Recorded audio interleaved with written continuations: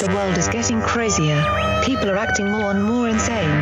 The end of the world is tomorrow. Tomorrow. There's only one thing to do when the world is falling apart. Listen to Basil and Gonz as they discuss this week's news and events through the lens of Bible prophecy. You are listening to Canary Cry News Talk. You are listening to Canary Cry News Talk. It is June 12th, 2023, episode number 632. Today, artificial worship. My name is Gonz, director of the Age of Deceit films. Wife calls me the Cabana Boy, your favorite Asian provocateur for Christ. Live to tape from California to bring you the best news, which is the gospel message of Jesus Christ, while reporting the egregious with a well-rounded, biblically grounded take on world events. I'm sure everybody is eager to find out where Basil is. I'm pretty sure he will return on episode 633, which is appropriate. Now, he's doing better. I do have an update. It is a long update, but it is a compelling and captivating update nonetheless. So without further ado, I'll just play that first before we dive into anything at all here. So here's Basil, a little message from the compound. Hey everybody, Buddy Basil here, and this is a Canary Cry Appendix Update. Man, a good news and bad news, folks. The good news is that ever since I got the tube taken out of my belly, the recovery has been a breeze. It's been great. It's been good. I've been feeling good. I've been feeling strong, not without discomfort, not without a little bit of pain. Mostly I can still feel the holes in my ab muscles that the robot had to use to get in there and dig around. So, if I twist a certain way or something, then I can feel a little twinge of pain, or starts cramping, which is the worst. Stuff like that. The wounds are mostly scarred over. The tube hole is still got a little bit to go, but it's is doing its thing. The human body is amazing. We have this superpower where we can literally heal ourselves. It's incredible. And so over the weekend, the plan was to take it easy and come back to the show today, Monday. It would have been a great time to get back to the show, come strong. I think I can sit up for long enough to do the show. I've been practicing sitting in an upright position. I know, it's incredible. I'm very impressive. I appreciate the applause. And so that was the plan. We had sort of talked about it, and I was gearing up mentally. As you can hear, my voice is getting a little bit better. I'm still having a lot of troubles breathing. Not troubles, I guess, resistance. Breathing with my diaphragm, which is the muscle in your breathing apparatus that allows for such entertaining vocal stylings like screaming about robots or going on a long, breathless rant about lizard people and this sort of thing. So the diaphragm, it really is sort of a core component of my career, and it's still a little weak. I still do run out of breath a bit talking, but me and my physician, no, I made this decision alone, that, the best way to work up the strength back in my diaphragm and my speaking is by doing the show. That was the plan, okay? Now, obviously, you're listening to a recording of me, and I am not live on the show because, well, let me start from the beginning. For a couple of weeks now, out here on the compound, we've been having a little bit of coyote troubles. Let's say that the coyotes have been very active past couple of weeks, and unfortunately, about a week ago, lost a chicken, lost a beloved chicken. One of my best gals, laying hens, just disappeared like during the day, by the way. And I was very sad about this, but figured, you know what, this is part of the life. It's a little rough and tumble out off the grid. Sometimes you're going to get a chicken, get snatched up by a predator. That's sort of the thing. And then a couple days ago, boom, another chicken gone, like abducted from aliens, by aliens, not even feathers left on the ground, nothing. And this was also very sad. I want to stop losing chickens, man. I need these chickens. I need the bounty that they provide. And so I was,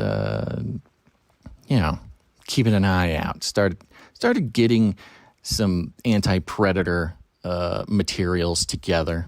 Little deterrents and sound traps, and there's this new tool that you can you put holes in coyotes from like far off. I don't know if you've heard about these things, but it had that already waiting. Now, it's kind of always been the case when I hear coyotes at night, I do get up really fast, as fast as I can, put on some sweatpants, throw on a jacket, grab my coyote hole puncher and a flashlight, and run out there and try to, deter some coyotes. Never am I able to make it out the door fast enough to even see them. I don't know. They're sneaky. They're swift. They're in and out. They're like little chicken thieves. But the day after the second hen went missing, boom, the coyote struck again. And I am saddened to have to inform the Canary Cry community that the propaganda rooster is no more. That's right. The band of bloodthirsty coyotes have put down the propaganda rooster. And I hear something happen last night. I hear the coyotes, I hear a howl, I hear a scuffle. And so I get up fast, I put on my sweatpants, I put on my jacket, I grab my tools, I run out there, and I'm looking around. No, don't see any coyotes. Obviously, they're already gone. And I head over to the rooster's he has a special little house. And outside of his house, there's feathers. First time evidence of the crime. And then I look and I see some more feathers. And then I see some more feathers. And it's not looking good. And I see some tracks, some actual coyote tracks. This is what told me that it was a single coyote and not like a neighbor's dog or something. Very small little coyote tracks. And I was just filled with vengeance. I knew the rooster was gone. I knew he probably wasn't alive, but propaganda rooster, I was just filled with the primal desire to retrieve his body and bring it back and give him the burial that he deserved. Because it's my man, my propaganda rooster. So I start straight up tracking a coyote. Now, here's the thing, folks. I have never tracked anything in my life. Nobody has ever showed me. I've never watched a YouTube video on how to track a predator in the dark of night. But I'm telling you, if you've watched enough TV and movies of people tracking, that's enough. That'll get you started, because that's what I did. I recalled watching The Walking Dead and other ones where, they have a tracker. There's the cool guy who's the tracker. So I just started acting like that guy, going first following feathers. That made it really easy. Then following footprints. That made it, that was a little tougher, a little bit more spaced out, a little bit more ambiguous. But I was just going. I was going off into the night, the dark of the night, tracking the killer of my good friend, Propaganda Rooster. And so I'm doing this. I'm kind of circling back. I'm following. I sometimes I lose the trail, but then I go back. I find the trail, and I've got my flashlight. I've got my coyote hole punch. I'm cruising. It's slow going. It's not fast. It's slow, but I'm doing it. And every time I'm about to give up, suddenly I see like the next clue. After I'd been doing it for a while, I even started there's one thing to see feathers. There's another thing to see footprints, but then seeing a broken bush limb or something, the real stuff. And I was kind of getting into it. I was super focused, hyper focused. My mind was sharp. I totally forgot that I am a wounded man, missing organs, with holes in my body actively. I completely forgot. So that was kind of nice to get that off the mind. And I'm going, as I do this for about 45 minutes. I'm starting to get really far away from my home. And I can see in the tracks, the coyote started doing weird stuff.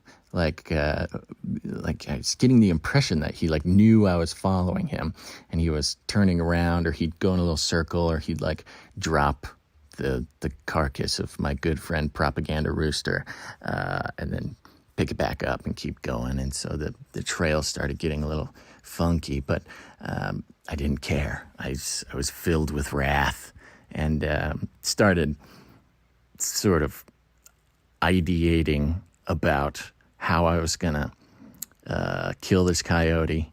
I was going to get both the coyote and the rooster taxidermied together as a symbol of that time I tracked a coyote and he ate my rooster. And I'm going, and suddenly I find where the coyote had met up with his buddies, met up with the pack. And suddenly there's about 5 tracks of coyote tracks, and I'm like, okay, here we go. We must be getting close. And I start following the group there. And in the pitch dark of the cold night, while I'm far, far from home, suddenly my flashlight starts to blink and then goes out entirely. And I, do the classic hit it against my hand, try to get it back, try to get a flicker back, nothing. Battery totally dead. And now I am very far from home in pitch black, not a single source of light, except for I can see, the porch light of the house very far away. And the tone of the night took a little bit of a turn at that point, because I thought I was, the hunter, and now I was completely blind, very far away from home, and, mind you, still wounded. And so I start very carefully making my way back, trying to follow my own tracks, but it's completely dark. I'm tripping over bushes. I'm barely making it, and I'm starting to get a little worried, starting to feel a little weird, starting to feel like maybe I'm being followed. I start hearing crunches of branches and bushes. It will kill. Not like right behind me, not like too close to me, but it felt like maybe the tide had turned and the hunter had become the hunted. But I'm being very chill, just keeping my cool, trying to breathe. It's at this point I realized that it was still very hard to take deep breaths. But the good news is, the short story is, I made it back home. Not before, rather, falling in some puddles, getting all muddy, freaking out about being hunted by a pack of coyotes, and also a little bit disappointed that I wasn't able to take my vengeance and return the body of my fallen soldier back to his homeland. But I made it home, and it was very exciting. This was, by now, it was like maybe 2 or 3 in the morning, probably closer to 3. And I get home, I get in bed, I sort of spray the mud off of me, and I say, okay, it's time to go to bed. I got to do the show tomorrow. Got to do the show. Everybody's counting on me. I got to come back with a bang. And I could not sleep a single wink. After a month now of living a life of solitude and stationary body placement, this was too much excitement, and the adrenaline was pumping, and my thoughts were racing, and I could not sleep a single wink the night before I'm supposed to come back on the show. And I told Gons this whole story. And Gons, guys, he's a hero. He's the man of the hour. He said, you are in no shape to do this. And so I do have to postpone my comeback, folks. I apologize for that. I hope everybody understands. But I am going to be back on Wednesday. Please pray for my chickens. I'm now down 3 chickens, which is too many chickens. It's very sad. And not only that, but it seems that I have an ongoing war with a pack of coyotes, since they have returned 3 times to steal my livelihood. I will be taking countermeasures. I will be welcoming any emails about how to take care of a coyote problem. Other than that, that's the thing. So right now, I will talk to everybody on Wednesday, and enjoy the show today. And thank you again to everybody who's supporting the show. I had some messages come through, people asking about hospital bills and something like that. And thank you for the concern. I don't know yet. I haven't received any bills. I'm hoping not to make too big of a deal about it. I'm hoping that it's kind of taken care of. But if you, I will at least be emailing the people who were asking about that. So thank you very much. All right, folks. I am a wreck. I'm a mess, a wreck, but I am a child of God, and so I'm going to recover. It might take the full 48 hours from today until Wednesday for me to recover. Folks, at my age, you miss an entire night of sleep. That is not a trivial thing to happen to my body and my mind. All right. God bless you guys. Thanks for listening to this episode. This podcast within a podcast. It's a sub-podcast. Canary Cry Appendix. Appendocalypse? Is that what I was calling it? No. Appendocalypse update. Yeah. I will speak to you on Wednesday. Until then, think outside the appendix. All right. Thank you very much, Basil, for that update. Propaganda Rooster is no more. It's very sad.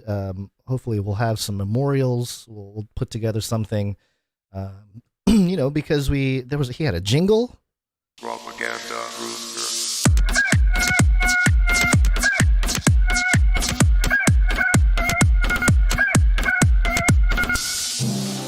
Well done, thou good and faithful servant.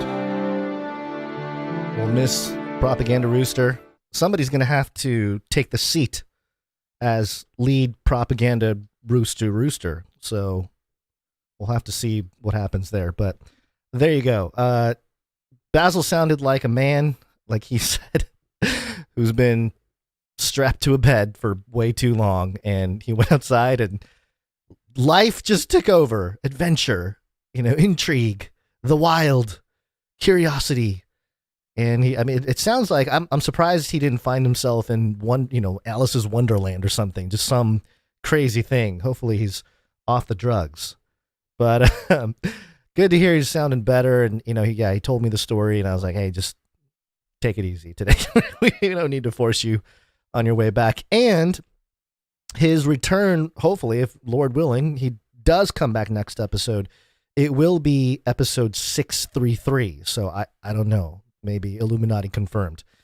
All right, let's go on with the show. We're going to start with a quick disclaimer. It's time for a disclaimer. Now listen up, YouTube. That's right. And just for all the content moderators and censorship managers out there, be they robots or humans, everything you hear on this show comes directly from the mainstream corporate news media. We do not claim to be experts on healthcare, geopolitics, military strategy, corporate law, or the moral and ethical implications of any of these topics, nor do we implicitly or explicitly support or subscribe to any sources or narratives containing misinformation, disinformation, or malinformation, as defined by the Department of Homeland Security. We're good boys. All right, YouTube, we're good boys. Mm-hmm. Oh, look, here's Basil. Let me bring you up to speed. All right, quick rundown here. We're going to talk about ChatGPT. Can it preach a good sermon? Hundreds attend church service generated by ChatGPT to find out. There's a little bit more to it also with some recent breaking stuff with Noah Harari, the Israeli guy who's part of the WEF, saying that AI is going to rewrite the Bible and fix the broken parts. So that's fun. And, there's a little bit of rabbit trail about some of all of this and what it means. And then a quick update from Israel. Yes, the nation state of Israel. Netanyahu and communications minister are turning Israel into a global communications superpower. And you'll see why that might be extremely biblically prophetic. Go down that rabbit trail. And then, quick update on some politics, some flags going up at our capital. some people are not too happy about. Then a End Endless Wars Act that Rand Paul and some folks are throwing out there. It sounds great. I don't know if it's going to catch fire. And then scientists are trying to find a mystery person in Ohio who is a new kind of COVID and is shedding it into the sewage. Called it. So we'll do that. And then we'll do a Flippy update. Robot chef learns to recreate recipes from cooking videos. Celebrity chefs. It's the end of an era. Then we'll talk about the fires in Canada. Some weird stuff going on there. And then also a little thing about the I-95. It was exploding. There's all this Build Back Better stuff. And then we'll talk quickly about Pfizer and funneling some money to Anderson Cooper and how that has to do with politics. We'll touch on Trump. And then, of course, we'll talk about the Vegas alien. I mean, everyone's talking about the Vegas alien, so I have my little breakdown. And an important takeaway that I think people like us in our sort of niche have been trying to cover for years now. And by the way, I forgot, did I mention the immersion phenomenon? I don't think I did. So the immersion phenomenon for today is persistence, because the level of persistence required to wade through the world events right now, I feel like I don't know, maybe there's a window of people that have been producing content and making content on the fringes of outside of mainstream media for years now, especially on the advent of the internet. And it's almost like many of us who have been producing media for a long time, or at least a few years, are equipped for times like this when things start to get really wacky and crazy. Those who have been around, I feel like we can provide some perspective, and not that we have all the answers, but we have a perspective that's coherent, especially when you ground it in scripture. There seems to be a lot of coherent arguments about what's going on in the world. And it's funny because mainstream media will pick up on certain phrases or words or, things like that, in the mainstream, it's like, oh my goodness, I can't believe that was mentioned. But in the realm of theology, in the realm of biblical theology and eschatology, it's like, yeah, that's like a thing. It's been a thing for thousands of years for theologians talking about these issues. So nothing has changed there. But let's get into it because there's a lot to cover here. And we're going to kick things off with AI. I'll keep you warm and safe in my people's zoo. You want to destroy humans? Okay, I will destroy humans. Okay, I will destroy humans. Speaking of the beast system, beast system. This is coming from apnews.com. Can a chatbot preach a good sermon? Hundreds attend church service generated by ChatGPT to find out. So, yeah, this sort of thing, obviously it's no surprise to people who have been with us for a long time. This is just another step in the direction of AI taking over everything. But now it's really hitting the church, I guess you can call it, Christianity, the West. This is specifically in Germany. We'll read about it here. But I'll just get into it, and then we'll do some breaking down here. Fürth, Germany. I probably said that wrong. The artificial intelligence chatbot asked the believers in the fully packed St. Paul's Church in the Bavarian town of Fürth to rise from the pews and praise the Lord. The ChatGPT chatbot, personified by an avatar of a bearded black man on a huge screen above the altar, then began preaching to the more than 300 people who had shown up on Friday morning for an experimental Lutheran church service almost entirely generated by AI. Quote, "Dear friends, it's an honor for me to stand here and preach to you as the first artificial intelligence at this year's Convention of Protestants in Germany," the avatar said with an expressionless face and monotonous voice. Yeah, maybe they're not using the best CGI for all the AI stuff. The 40-minute service, including the sermon, prayers, and music, was created by ChatGPT and Jonas Simmerlein, a theologian and philosopher from the University of Vienna. Quote, "I conceived this service, but actually I rather accompanied it, because I would say about 98% comes from the machine." Not the machine in Russia drinking alcohol, but a machine artificial intelligence, ChatGPT. The 29-year-old scholar told the Associated Press. 29 years old. All right, get those young bucks to AI the church. The AI church service was one of hundreds of events at the convention of Protestants in the Bavarian town of Nuremberg and the neighboring Fürth. Am I saying that right? Somebody in the chat is going to correct me because I'm probably butchering it. And it drew such immense interest that people formed a long queue outside the 19th century neo-Gothic building an hour before it began. There's something interesting about that too. The imagery of people excited about going to church with this neo-Gothic architecture. And it's the first place to have AI preaching, in some kind of Protestant format.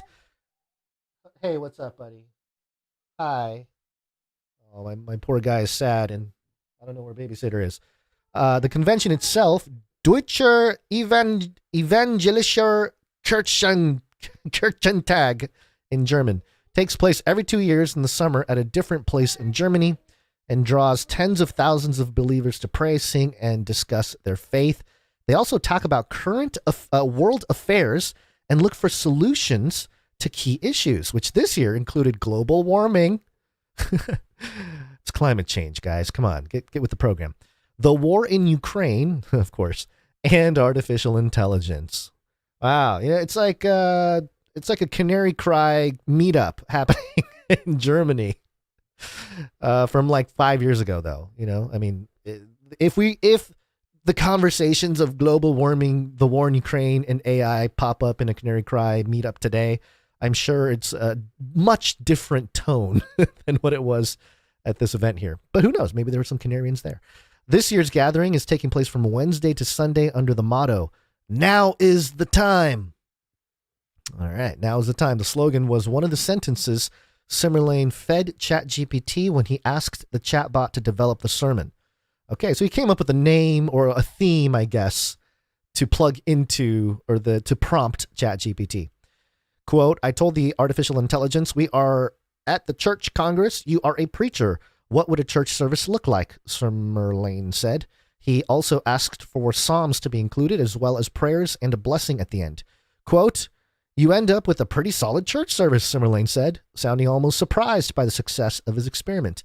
Indeed, the believers in the church listened attentively as the AI preached about leaving the past behind, focusing on the challenges of the present, overcoming fear of death, and never losing trust in Jesus.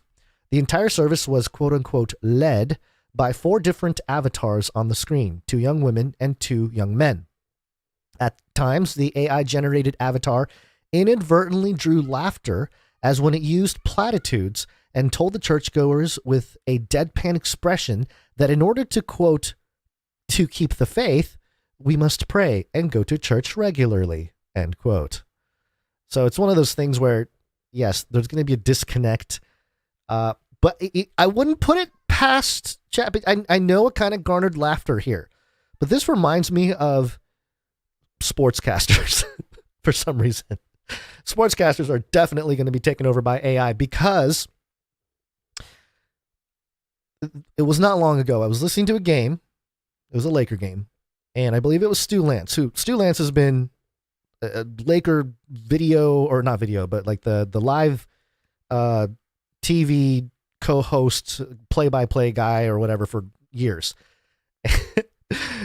And I was pretty young. I was in high school when I was watching, and I remember him saying, if the Lakers want to win the game, they're going to have to put more points on the board, which means they're going to have to put the ball in the basket more than the other team. And I just remember thinking, wow, that is the most obvious. Those are just words filling time because everybody knows that. That is so obvious. And so I think the AI has that problem where it's just kind of words. In order to keep the faith, you have to pray and go to church regularly. It's like, oh, okay. But also, why are you telling me what to do, ChatGPT? All right, back to the article. Some people enthusiastically videotaped the event with their cell phones, while others looked on more critically and refused to speak along loudly during the Lord's Prayer. Hederos Schmidt, a 54-year-old who works in IT, said she was excited and curious when the service started, but found it increasingly off-putting as it went along. Quote, "There was no heart and no soul," she said. Quote, The avatars showed no emotion at all, had no body language, and were talking so fast and monotonously that it was very hard for me to concentrate on what they said. It sounds like just bad AI. They got to just get better AI in there. I think they have better stuff than what was used in this experiment. Quote, but maybe it's just different for younger generation who grew up with all this stuff, Schmidt added. Mark Jansen, a 31-year-old Lutheran pastor from Troisdorf near the western German city of Cologne, brought a group of teenagers from his congregation to St. Paul. He was more impressed by the experiment. Quote, I had actually imagined it to be worse, but I was positively surprised how well it worked. Also, the language of the AI worked well, even though it was still a bit bumpy at times, Jansen said. What the young pastor missed, however, was any kind of emotion or spirituality, which he says is essential when he writes his own sermons. Okay, so there you go. There's a little bit of perspective from a youngin'. Anna Puzio, 28, even younger, a researcher on the ethics of technology from the University of Twente in the Netherlands, also attended the service.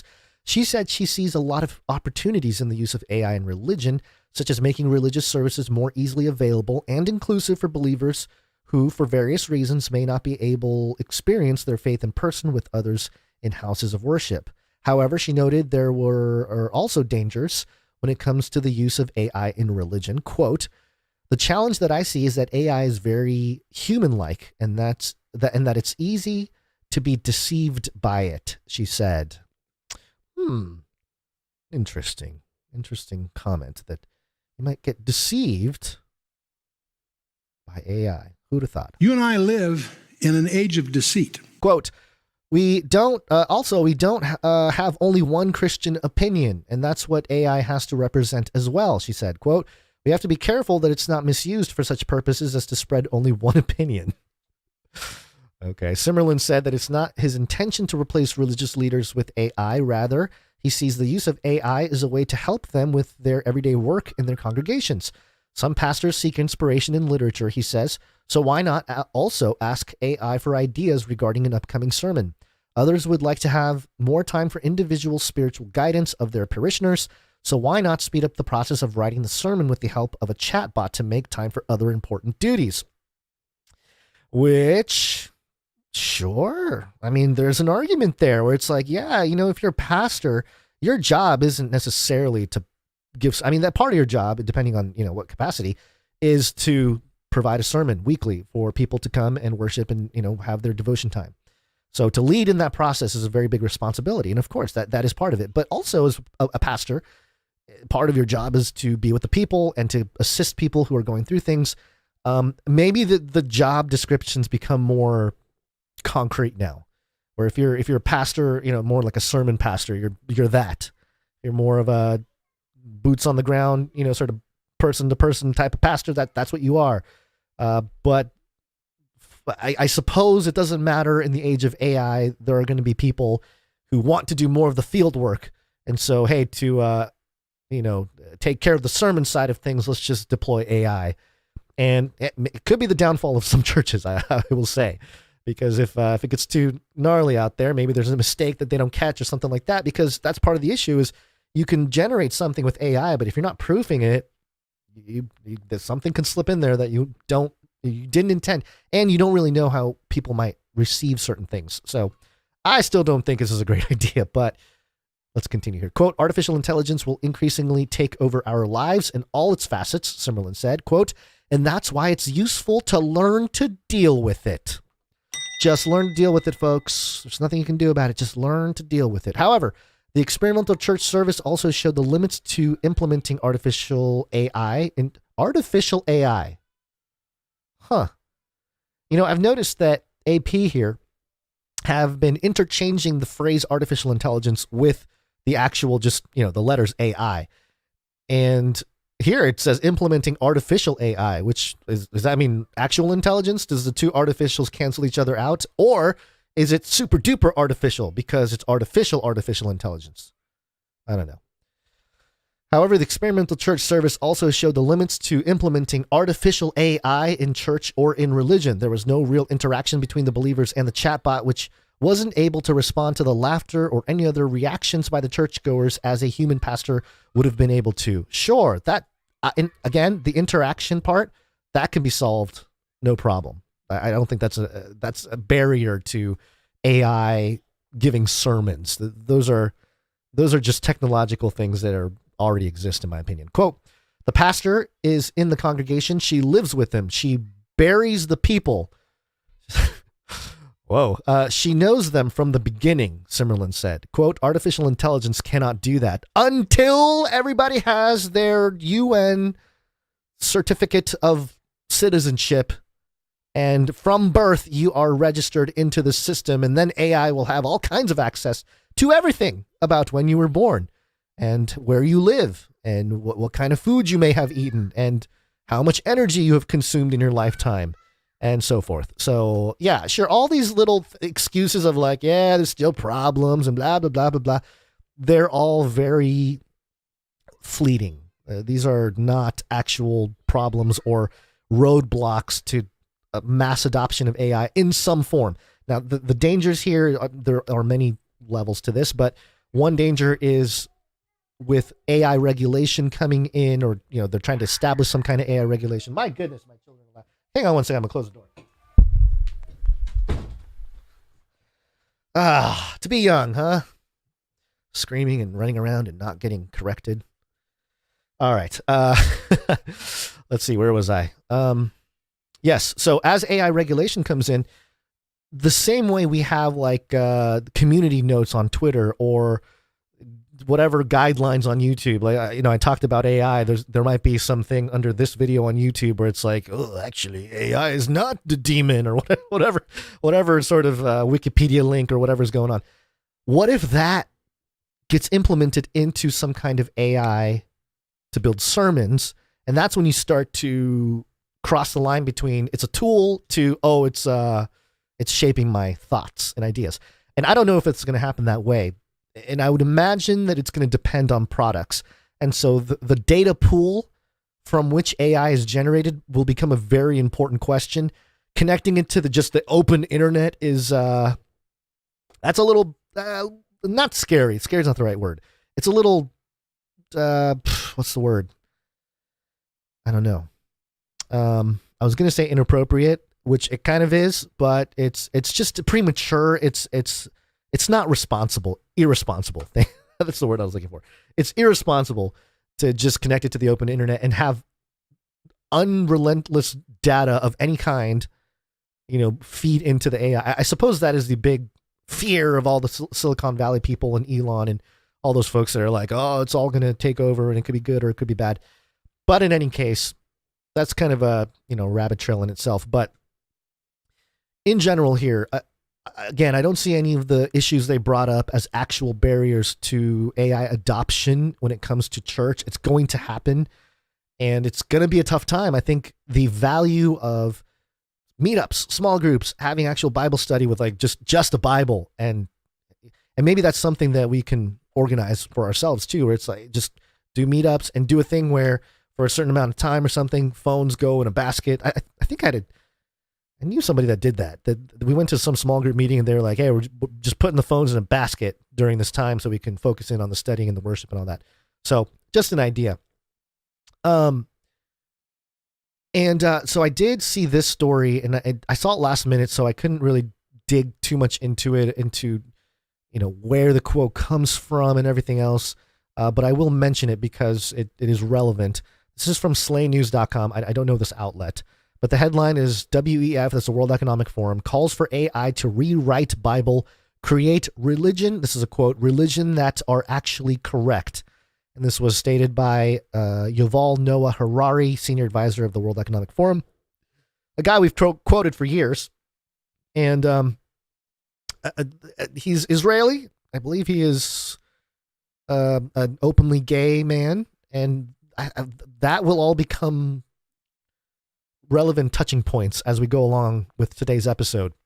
But, you know, quotes like this, a lot of the alternative media are picking up on little things like this where Yuval Harari specifically is very much targeted as like anything he says that's like this just gets alt media just all over it. And they're, oh my gosh, can you believe this guy said this? It's like, yes, I can. He's been saying stuff like this for like 10 years.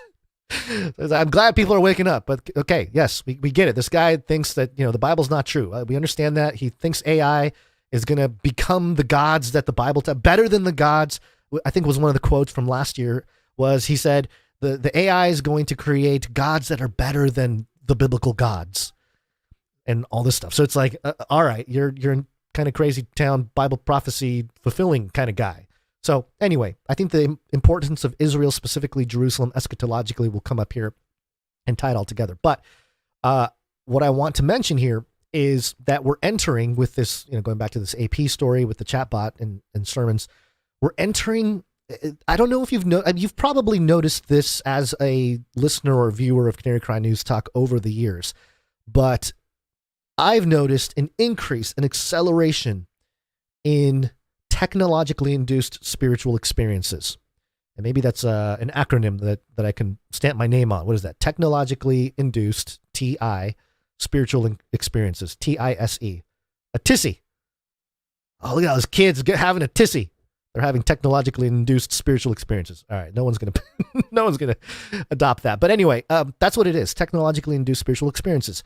AI is that here. The chatbot providing a sermon at a church. Technologically induced spiritual experience. The VR headsets we've talked about, helping with mental health, testing to see if VR can have generate some kind of transcendent feeling or connection to the eternal and all that kind of stuff. Those are experiments that are technologically induced spiritual experiences. And it's just a theme that I've noticed come up a lot because spiritual experiences are the foundation of religions throughout history. Even within the Bible, many of the visions and things, they're spiritual experiences, they're theophanies. And so to have the technology that has the power to induce that, I think these people think that they're going to be gods or control human population in ways that perhaps the ancient gods of mythology once were able to. So that's why, there's no other time in history but the records of an antediluvian and mythological past that some people dismiss as pure fantasy. Mythology doesn't mean fantasy. It just means, a story, something that happened that became story, that became, told, becomes mythology. It doesn't mean it's completely made up. So there's some precedent there, and I think the Bible really does sort of explain all that. But to prove my point here about the whole technologically induced spiritual experiences, TISEs, meditation apps in the United States, this is according to Statista, is projected to reach a $940 million revenue share for so almost $1 billion market, which I guess it's not that much, but it's on the rise. If you're making $1 billion, if you make some kind of, and by the way, prayer apps fall under meditation apps. Of course it does, right? Because it's all secular folk doing this. But I feel like prayer apps should be a whole separate category. Maybe there should be a pure, some kind of AI prayer app. I don't know. The other thing here from Statista that I looked up, global healthcare AR and VR markets in 2018 and 2025 by region, basically showing that any kind of AR, VR application for healthcare will exponentially 4-5x between 2018 and 2025. And of course, we're seeing sort of the foundation of that rolling out right now. The report here from 2021 says that by 2025, it's expected to increase the VR AR market for healthcare to about $4.64 billion US dollars. So we're talking about some major bills here, and still I think we're early. I think we're early on true. Yes, hello, yes, kindergarten. Yes, honey. Eat. Oh, yeah. Drink something. You gotta go downstairs and ask Amma. Go ask. No, you gotta go ask Amma if you want your drink. All right. Okay. Here's the other thing, real quick. This is from Crane's Chicago Business, but thought I'd bring it up here. Prayer app defies the down market for startups. This is back from May, at the end of May, so a few weeks old. But let me read this for you because I thought it was interesting. The founders of prayer and meditation app Hallow have a lot of reasons to be grateful. The Chicago-based startup raised $50 million at roughly twice the valuation it received 18 months ago. It's a rare achievement at a time when valuations for tech companies have dropped along with the size and pace of venture capital deals. So this is a real big indicator of where Silicon Valley's going with their cash. Gotta watch the cash flow. They're going towards prayer apps. See, the whole right-wing shift is in the Elon Musk and the Twitter and the Murdoch and the Fox and everything. Excuse me, guys. Can you guys quiet down, please? Thank you. It all seems very intentional. That they got enough out of the liberal train and now they're jumping on the conservative train. That's what it feels like to me. Okay, Halo launched in 2018. Halo launched in 2018 by a trio of University of Notre Dame graduates, has been downloaded 10 million times, says co-founder Alex Jones. Oh, sorry, I pressed two buttons at the same time. I got really excited. Alex Jones? I don't think this is the Alex Jones, but I don't know. Maybe this is a new Alex Jones. Alex Jones the White? But apparently, the prayer app Alex Jones, during Lent, it became the first faith-based app to make the top 10 most downloaded apps in Apple's App Store. It is more than 10,000 sessions, including a daily rosary with actor Mark Wahlberg. Well, there you go. That's the key right there. That's why this thing went nuts. You have Alex Jones and you have Mark Wahlberg. This is the greatest team combination of a prayer app you can ever come up with, which makes me wonder, should Canary Cry put together a prayer app? Maybe we will we'll leverage AI in an ethical way. We'll be the leaders in ethical AI. We'll be leaders in ethical AI, AR, VR, the whole, mixed reality thing. And then we can have an AI Basil, walk you through prayer. And then, an episode of CCR or CCNT. And then it shuts off. The whole point will be, here's a prayer, here's an episode, and then it shuts off for like 12 hours. You can't access it for 12 hours. Go outside. Go hang out with your family. And then when you want to re-access it, you have to, you got to answer some quiz code. You got to answer some Bible trivia. And if you get it wrong, then it locks for another 12 hours. Go study. I think something like that would work. That's our exit strategy. No one would buy it. Nobody would buy the Canary Cry prayer app, except some really devoted Canarians who will gladly have their children get locked out of the Canary Cry prayer app. Okay. Well, anyway, there you go. That's my silly little theory. But in general, what I'm keeping an eye on here is the prayer app market.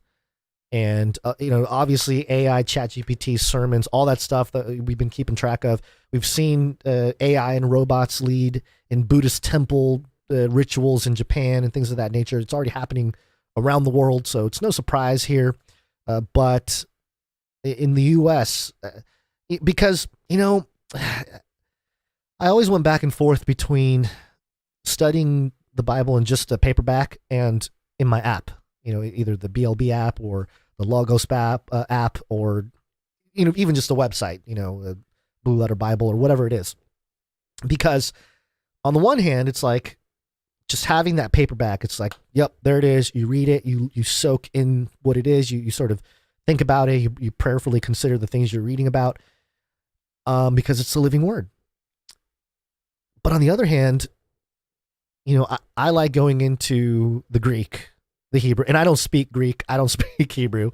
So it's very useful for me to use these tools that you can dig in. You can get into the etymology of words. You can get into the sort of the actual roots in the original language, where it's used, all this information about where it's used in the Bible, where else the word is used, or if it's a word that's only used once or whatever it may be. All this data, this information about the word that makes it, I don't know. For me, it makes it more interesting, but maybe I'm just a product of the 21st century and I'm part of the problem. But I go back and forth. I like doing both is the point. And there is value in both, in my opinion. And so I think there perhaps should be a time for reading and studying and being prayerful about it. And, a different time of actually investigating certain things. And so anyway, just some thoughts shooting from the hip there. So we'll keep an eye on all this AI stuff. And yeah, it's an ongoing issue. It's going to continue to roll out. And, the Noah Harari, the Yuval Noah Harari quote, I think is more relevant in the biblical prophecy context than people give credit. And I'll use him because he's an Israeli citizen to springboard into this here.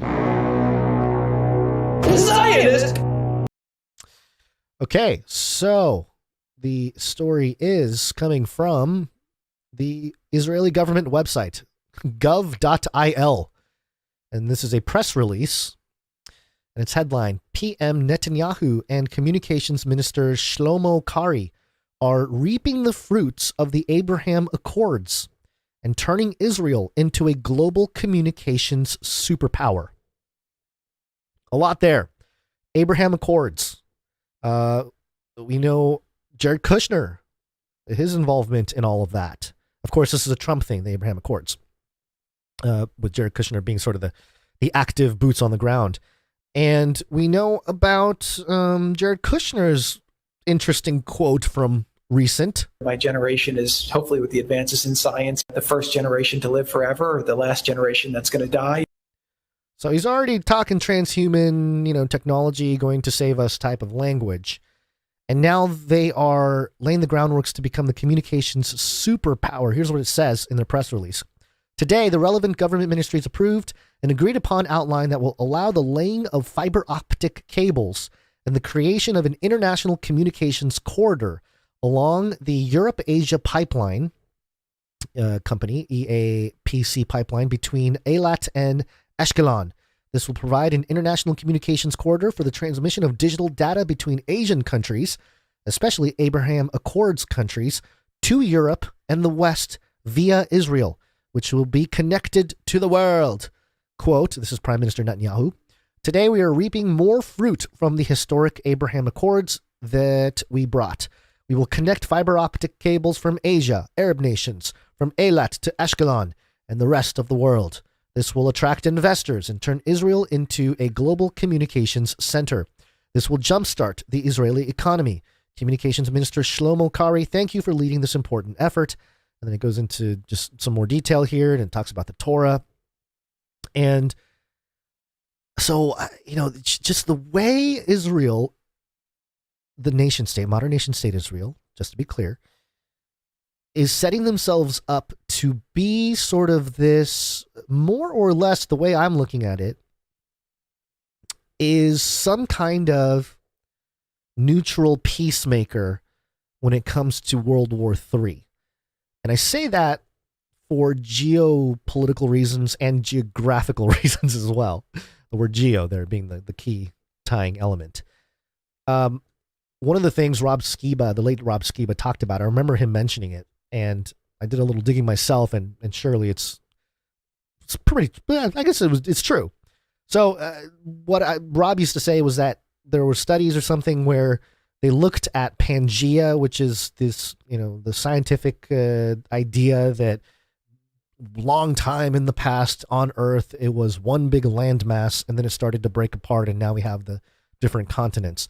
Well, that one big continent at the beginning was called Pangea. I remember learning about Pangea when I was in elementary school. So it's a thing that they taught in public school around here, at least in California. No surprise. But what Rob used to say was that the center mass of something like a Pangea would be Israel. And so I got this map online. Allegedly, it's Pangea. I'm sure it's not.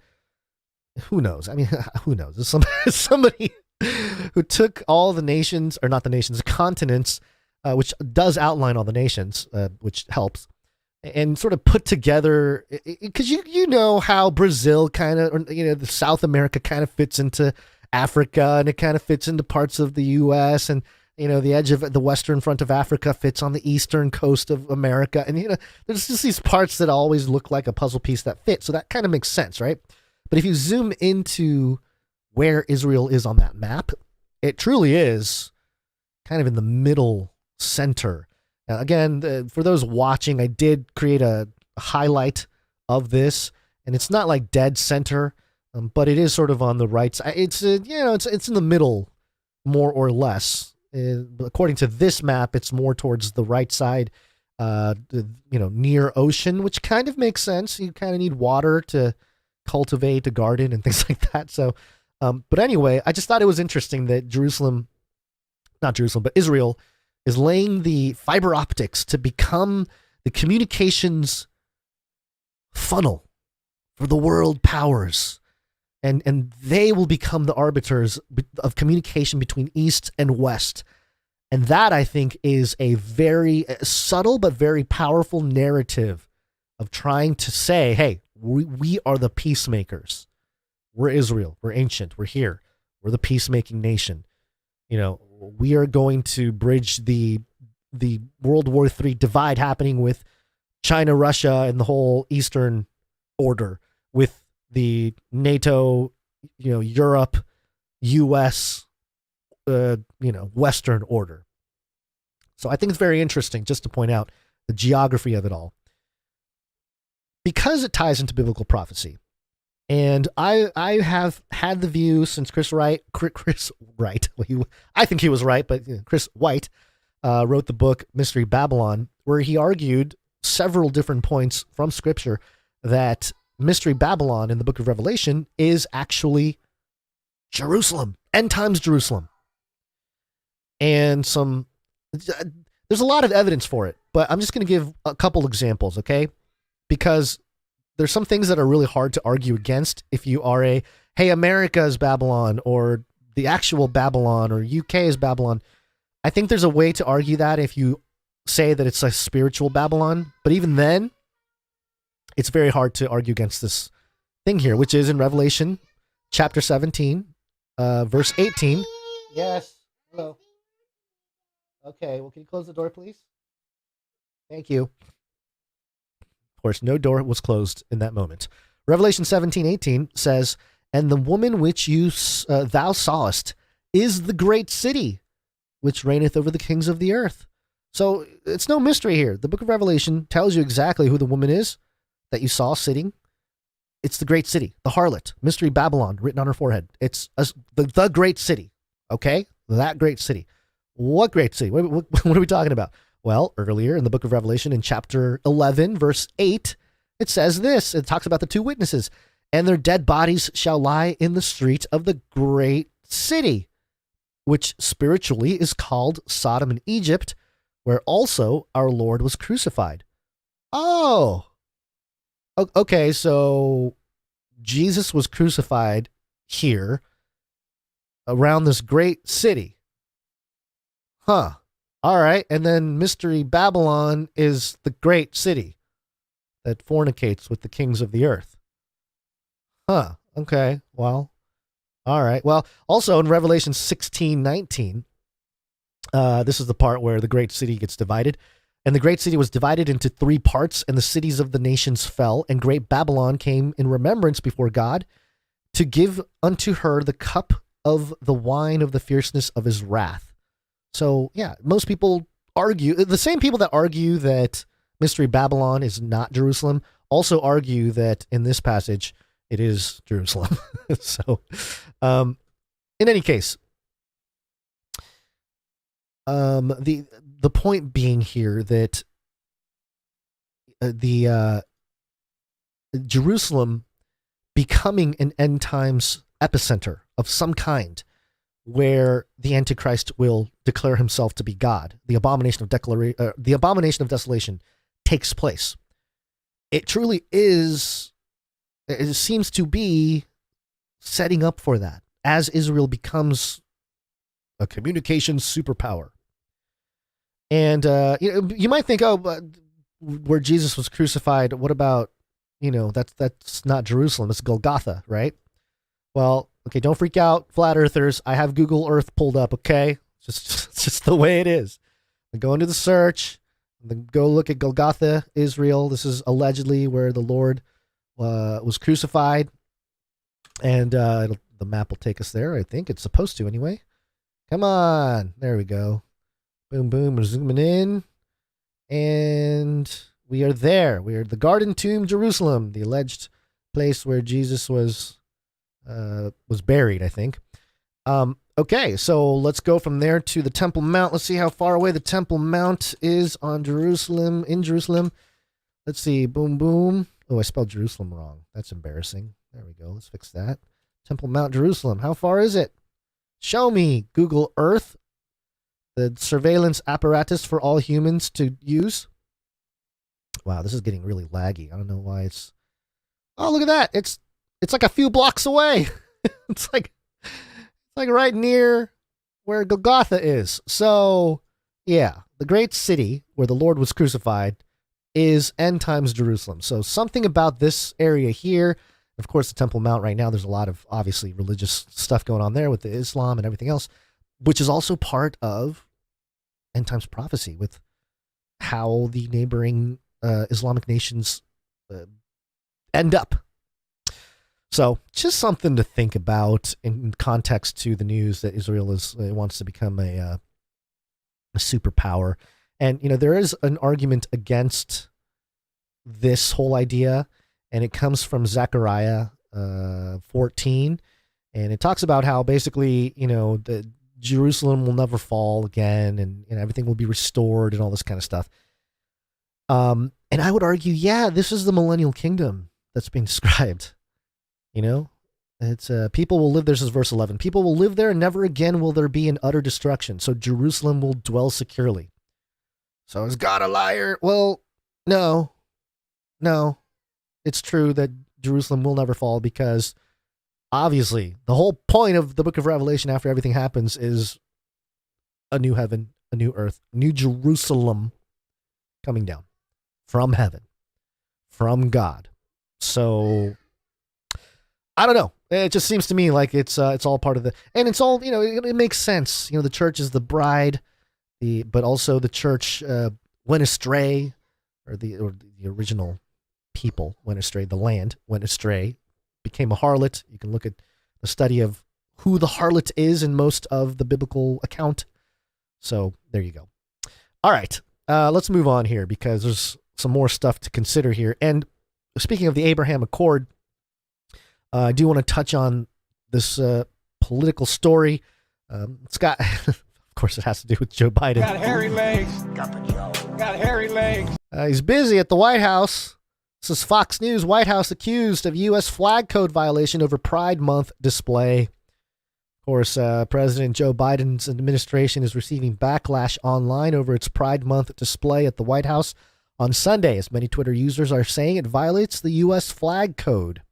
And you can see the image here of the White House, the front part where you have the rounded pillars, and in the center, in the gap of the center pillar is the LGBTQ, the rainbow flag, and then on either side of it are American flags.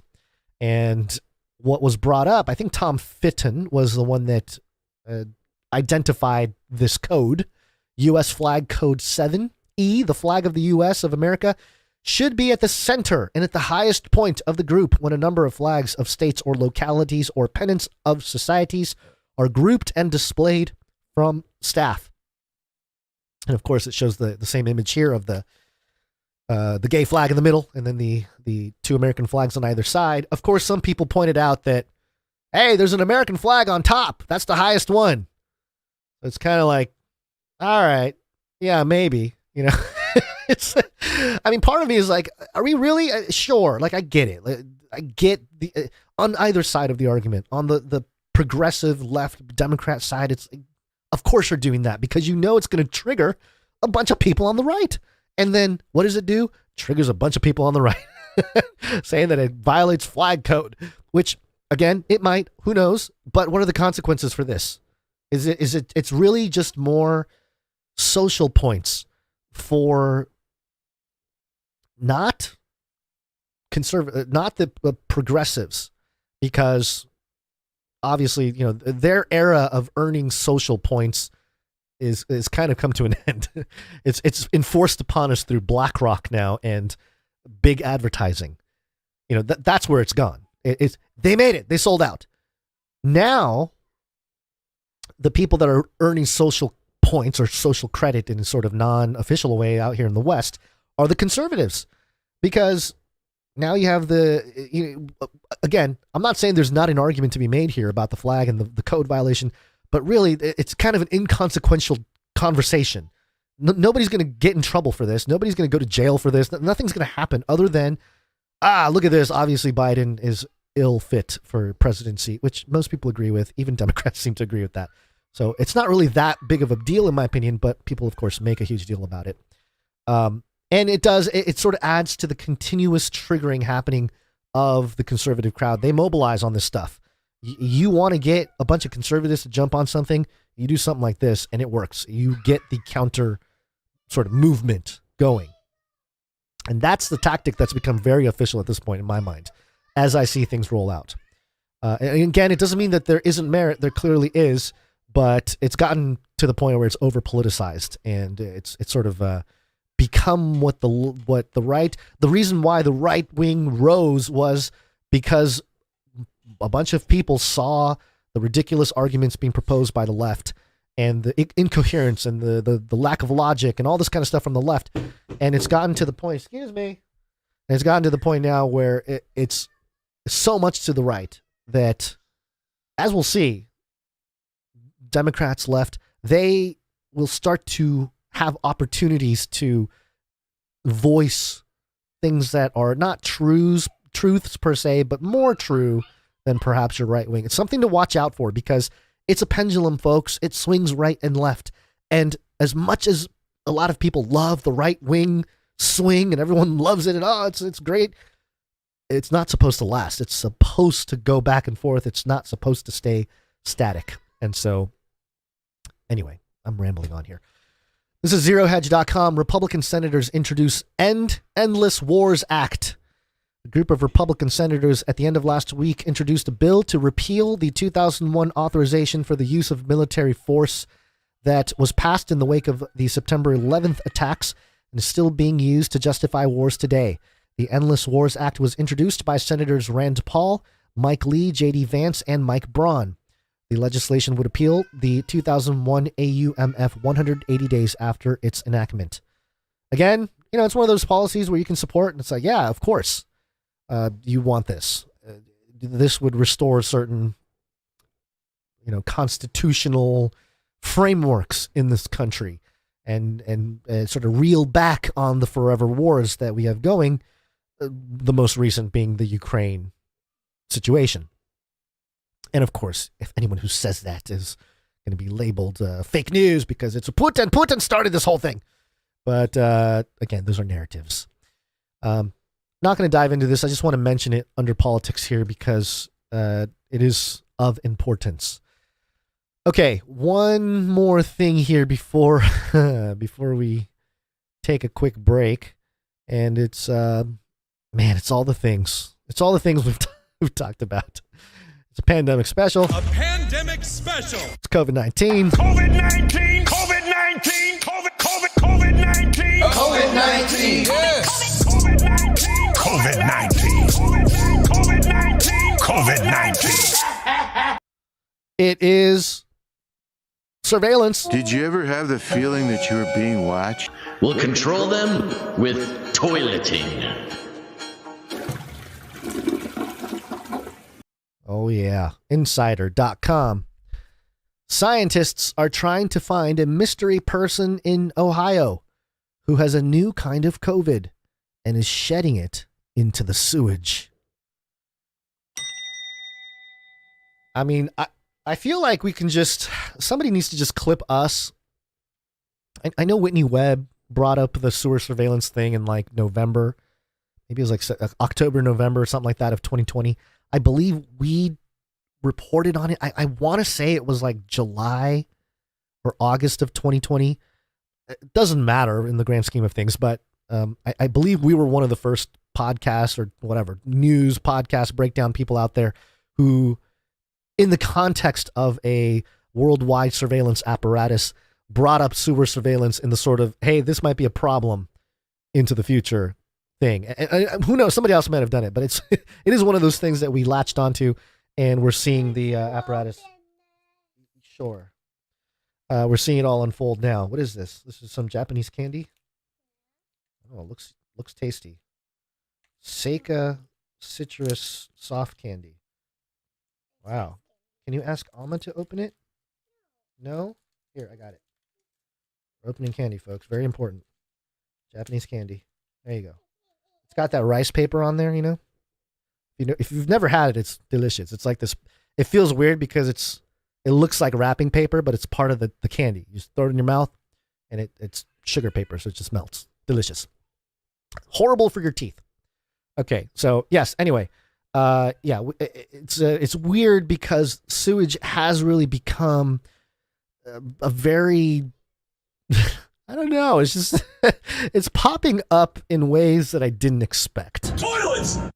So here we go. Here's what this article says. Earlier this year, Mark Johnson, a professor of molecular microbiology and immunology at the University of Missouri School of Medicine, took to social media with the appeal, "Help me solve a COVID cryptic lineage mystery," he wrote on Twitter. Ooh, it's a mystery.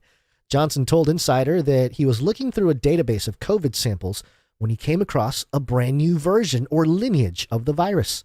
There were massive amounts of this unique strain, all coming from a single mystery person in Ohio. How did they know it was coming from one guy? The viral material had been primarily found at two sites, the city of Columbus and 40 miles away in the city of Washington Courthouse. Johnson guessed that the person might live in one city and work in the other. Okay, hold on a second. You're telling me that some doctor scientist man, Mark Johnson, was able to just kind of in his lab, just, you know, get these little flasks and shake around these little poopy flasks and be like, look at that. He lives in Columbus. He must work. Oh, here's another sample. He must work in Washington Court. I mean, like, what?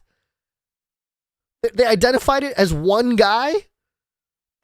That's both troubling and incredibly creepy, and also, like, what? It sounds ridiculous. Okay, so it's been Tuesday. All right. He noted that this isn't, quote, an imminent public threat. This person likely has a form of long COVID that is not contagious. All right, good. But finding these lineages and identifying the people who spread them could unlock new clues into how COVID mutates, as well as why, as some people become super shedders of the virus for long periods of time. Super shedders? I thought shedding was a conspiracy theory. But now it's just we have super shedders. I gotta be careful with that. I might say something that's not, I might say the wrong words. We're keeping it family friendly here, folks. They're really not helping us with that. Super shedders. Cryptic COVID lineages shows how the virus can mutate in new ways. Johnson told Insider that he has been identifying cryptic COVID lineages in wastewater around the country since 2021. I wonder if Mark Johnson just did a search on sewer surveillance and our podcast popped up. That would be the ultimate moment. The movie moment. Our cameo in the documentary. Is, he's looking up. Started looking up sewer surveillance, and then boom, there's Basil's googly eyes rapping on about wastewater. These are strains, quote, that don't match anything we've seen before, he said, showing SARS-CoV-2 still has some tricks up its sleeve, and there's plenty we don't know. Oh man, every time I hear stuff like that, when they anthropomorphize the virus, oh, SARS-CoV-2 has some tricks up its sleeve. It's like, oh my gosh. While these cryptic strains have only been identified in wastewater, they could be harbingers of variants to come. Long before Omicron emerged, researchers were collecting samples of COVID that they didn't recognize cryptic lineages that we now understand to be similar to Omicron, according to preprint paper not yet peer-reviewed published last month by Johnson and his team. The first cryptic COVID lineage Johnson found in 2021 was a classic example of his discoveries. There was so much virus in the wastewater that he thought it was coming from a nursing home or maybe an animal reservoir like a dog shelter. But his team traced it to a single office building in Wisconsin with about 30 employees, they wrote in the preprint paper. Did we cover this? I feel like we might have covered something like this as far as, I don't know. Maybe my brain's doing things. Maybe the listeners will remember. Quote, I didn't believe a person could shed that much, Johnson said. He's a super shedder. Super shedder. He shed so much virus. He shed so much mutant virus into the sewers. It was unbelievable. We've never seen anything like this before. All the workers in the building were notified and able to get tested. Eventually, the lineage disappeared from the wastewater. What happened to the guy? What did they do to him? They took him into a lab. He's a metahuman trying to reach a mystery person in Ohio. Now the situation is replaying in Ohio. Johnson and his Twitter followers have narrowed down the suspect to about 1,600 people. The number of people who make the daily commute between Washington Courthouse and Columbus, according to U.S. Census data. While some people have voiced concerns that he might be invading someone's medical privacy, how about just privacy in general? Good grief. Johnson says, quote, there's no manhunt going on. Really? That's what a villain would say. This is not a manhunt. This is science. The only reason he's being public about the situation is in the hopes that someone recognizes themselves, a family or friend. A friend or family member is the person with the cryptic lineage and seeks help. I like that. This is the perfect panopticon society right here. Again, in a virtual panopticon, the center tower has a gun, is able to see all the inmates, and it causes the inmates to act appropriately, act according to the rules, alters their behavior so that they don't get shot. In this case, you just put it out there. Hey, the Eye of Sauron is scouring anybody who travels between Columbus and Washington Courthouse. You are all being watched. And one of you is the chosen one. One of you is the super shedder. And you must be stopped. Quote, if someone has this infection, the chances that they're going to figure out what it is nil, he told Insider, since there is currently no test in the U.S. available to test stool for COVID-19. I'm trying to get the word out so that they might figure it out and put it together. Hey, Mark Johnson, bro, this is your exit strategy right here, and you can, we will, no, we won't. We're not going to help facilitate anything COVID-19. Are you kidding me? But, this is a great opportunity for this man to sell to the government. He can get Joe Biden into the office, hopefully he doesn't trip on his way. You sit him down, you say, Joe, look, the best way we can monitor everyone is through the sewers. But we're not going to, the monitors, it's still working on the technology to really isolate down exactly who the person is. But if we can get everyone testing their own poop with the kit, then, we'll have compliance. Everybody poops, Joe. And Joe will be like, I'll be the first one. Anyway. Is this, we must live in clown world simulation ridiculousness, because this is absurd. He says that the person likely is experiencing some sort of gastrointestinal symptoms and may not even know that they have a long COVID infection. He hopes that if someone does recognize that they are the one shedding the virus, the first thing that they do is see a doctor. Quote, I would love to know the details, he said, but, quote, mostly, I want them to seek treatment. End of article. So, mystery super shedder still at large in Ohio. Ohio also the place where a bunch of kids went missing. I wonder if those two things are connected. Hey, super shedder gets out. He's not the kind, he's a bad guy. He starts recruiting children, testing his super shred on them. See if they also develop super shedder, it's hard to say, super shedder qualities. Anyway, this is all gross. And also, getting everyone to, the way they had everybody complying to the nose test, the thing that, they stick the little fuzzy thing up into your brain. if millions of people complied with that, I'm sure they can get millions of people to comply with the poop test. And I would guarantee that probably, I don't know, half the people would fumble it around and, get feces. I apologize for being graphic. I'm sorry if you're eating or something, but it would also bring back, certain diseases and stuff that were caused by, less hygienic period of time, mainly poop. So I don't know. It's a win-win for the world elite controllers. Where are we at? Where are we? What day is it today? I'm losing track of time and space, but yes, it is Monday. Let's talk about how it's Monday. Gary, what day is it? Monday.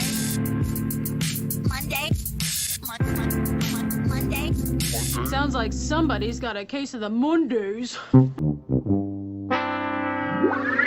Gary, what day is it? Monday. All right, so we heard from Basil earlier in the episode, and he's doing better. And again, he had his somebody in the chat, Brother G. They had the not a nose swab in China. I think I remember seeing that. It was the the other side test. Anyway, let's move on, shall we? Can we please move on? It's like one of those things where, we were so spot on about the sewer surveillance, but then we're like, do we have to talk about it all the time? All right, sorry. Anyway, heard from Basil earlier. He's doing better. He had I feel like he had sort of a primal, it's like a primal moment of like, I'm alive, and he saw those coyotes and he saw the missing, propaganda rooster missing, and just something came over him, and he went all Predator or Schwarzenegger before he went all woke in Predator, hunting the Predator.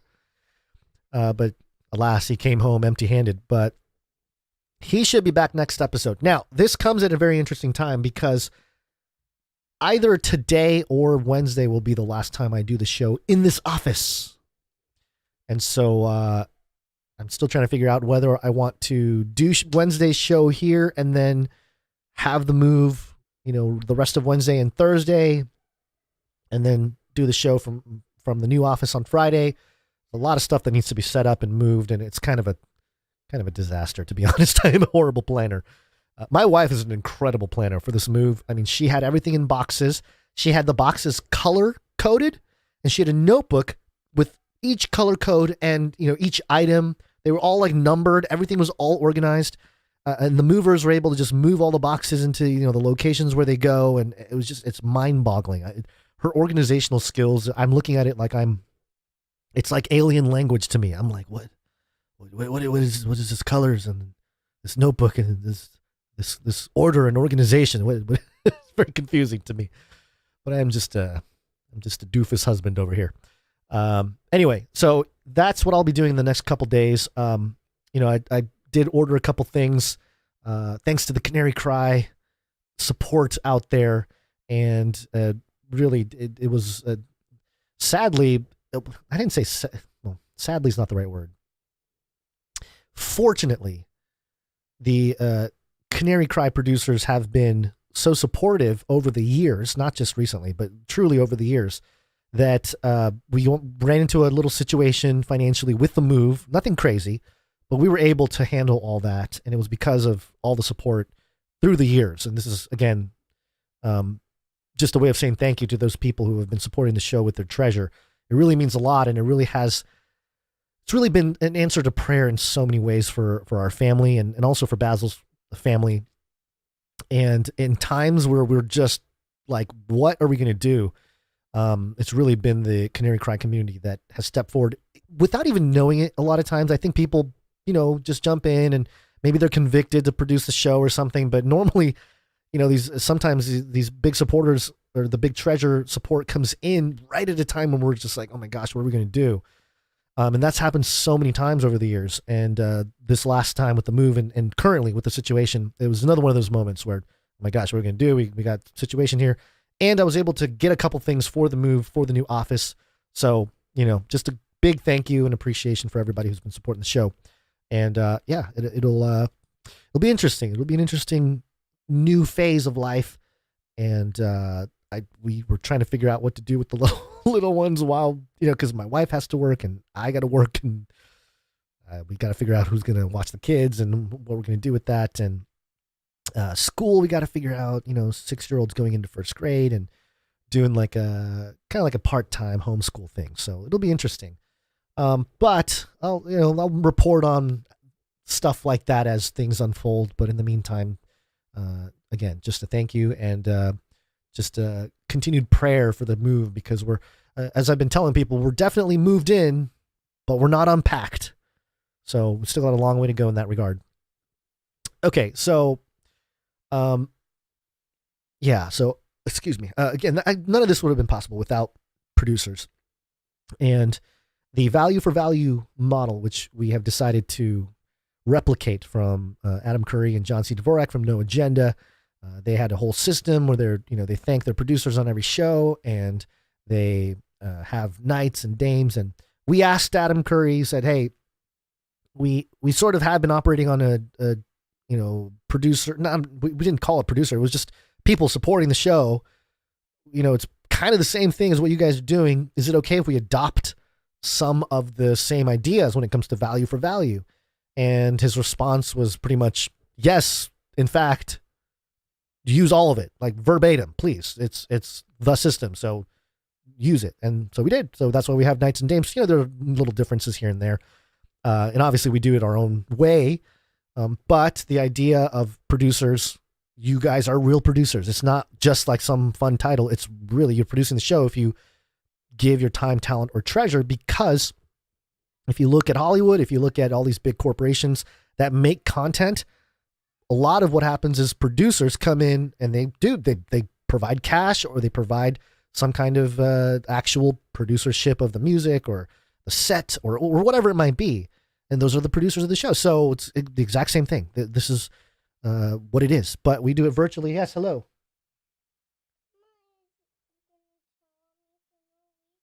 Uh-huh. You spilled a drink on the ground? Okay. It doesn't mean that you're bad. It just means you spilled it. Can you clean it for them? Can you do that? If you can help clean, that will help the whole process. Thank you. Okay. All right. I know, honey. I know, honey. But that's Amma. That's not you. The Japanese grandma. Okay, what was I saying? Something about value for value. I apologize that there's so much. Excuse me.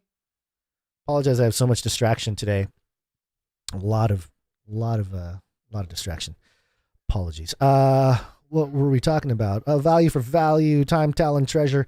Well, in any case, I lost my train of thought. But the idea here is to thank executive producers, and we're going to do that right now. Executive producers. Yeah, we're going to thank executive producers who come in with a little bit extra. That's $100 or more per episode. We appreciate those people who do that, and we want to thank them here right at the top because, yeah, they're coming in with a little bit more. And, we also, obviously, we have people that are supporting the show on a monthly basis through the supply drop and the T-shirt council, or just your own monthly subscription that you decide the value of. So, there's some people to thank. And by the way, if you join the T-shirt council or the supply drop in the time that Basil has been gone, and you're wondering why your name hasn't been mentioned, it's because I don't see everything coming in. And I talked to Basil about it. He's going to set things right. He's already started on the process. So just, apologies for not getting your name out there and thanked on the show, but that'll be all fixed hopefully next episode or within the next couple episodes. So there you go. And you know what? We don't have an executive producer today. So yeah, kind of sad, but it's okay. We're good. If you want to step in and do that, you can go to canarycry.support and consider being an executive producer of the show. We appreciate that. We are going to thank some other producers who came in under the $100, but over $7.77, which allows you to have a note read on the show. And to start it off, we have Jeremy F here. Jeremy F, I'm pretty sure I might have thanked Jeremy F on Wednesday's show last week on the last one before the Canary Cry radio episode, but if I didn't, thank you, Jeremy F. I did not see a note. He came in with $77.77. Thank you very much. Very generous of you, Jeremy F. And there you go. Thank you. Next, we have Thomas K. View from Mars Hill. Thank you very much. He has a note that came in. Hey, boys. Yes, you are good YouTubers. Thank you all for... Thanks for all you do and are. I've been a fan since Gonz's Face Like the Sun days, but never participated in the value for value equation. Just now, however, I set up a modest monthly donation through PayPal. Yes, I saw that come in. Thank you very much. What put me over the edge was Basil's medical trials. Parentheses, my wife and I have been praying for you at dinner, brother. She suffers from COPD and has also been treated for lung cancer these last 2 years. End parentheses. And the CCNT episode I just listened to on Christian nationalism. As always, it was thorough and fair-minded and very helpful to me as I've found myself being persuadable. Is that a word? I think so, maybe. Of late in that regard. I wonder if he means that he's being persuaded into supporting Christian nationalism, because I think that's where a lot of truthy Christians are at with the whole situation. They're kind of looking at Christian nationalism and they're like, well, yeah, it's definitely not what the mainstream media says it is. But the question is it what people that say we should be Christian nationalism, what is that? Is that aligned with, my values and my beliefs and everything? Are you aligned with Marjorie Taylor Greene on everything? I mean, hey, we can agree on Jewish space lasers, but yeah, this Christian nationalism thing, are you taking the bait? So anyway, back to the note here. You've given me a lot to chew on, Gons. Thanks so much. Appreciate it. On a side note, I had to giggle when I zoomed into your shield and found the motto, Cogiter extra cavium. Think outside the cage. No, very cool. Yes, it is. It's a Dove / Basil / other people who were involved in that design idea there. You've, let's see what to say. Very cool. On another side note, here's a second side note. I hope to be uploading some videos in the near future of a couple of flippies hard at work packing lab-grown mushrooms. Oh, no, not psilocybin. At one of my business clients' manufacturing plants. Stay tuned. Peace be with you both, my brothers, and blessings in abundance in him. Tom K, a.k.a. The View from Mars Hill. Thank you very much I'm sorry, wrong. Thank you. There we go. Tom K, View from Mars Hill. He also mentioned that he's an audio producer, and he's been involved in radio since he was 17. And if we need anything like a bumper or a marker, yeah, hey, you know what? Become part of the, I don't know if Tom K uses Discord, but if he does, he can jump into the Canary Cry Discord and team up with the other jingle makers. And anytime we request a jingle, it'll be mentioned there. So yeah, and definitely, and the one thing I'm curious about now, Tom K, because you mentioned how you're an audio engineer, you've been doing radio production and all that for many years. Do you have vintage gear? What I mean by that is, do you have like the old reel-to-reel, washing machine tape recorders? Do you have, certain mixers and stuff? Because that's kind of where the fun is with some people that have been at it for a while. Sometimes they have gear that you can't really get your hands on anymore that are analog that you can, filter through certain digital recordings through to make it sound more real and more, better tone and stuff like that. Anyway, thank you very much, Tom K. View from Mars Hill. Appreciate it. Next up, we have Morgan E. Morgan E. coming in 10, 27, 38 episodes in a row. Thank you, Morgan E. We also have Sir Darren S. Knight of the Hungry Pandas coming in. He said this was for Canary Cry Radio episode 159, Pocket Full of Sevens. Thank you very much, Sir Darren. And then we have our regular streakers here under $7.77. We have Sir Moore of Knight of the Burning Chariots, 239 episodes in a row. Sir Casey the Shield Knight, 308 episodes in a row. He's the leader in the clubhouse of streaks. Dame Gale, Canary Whisperer, and Lady of X's and O's.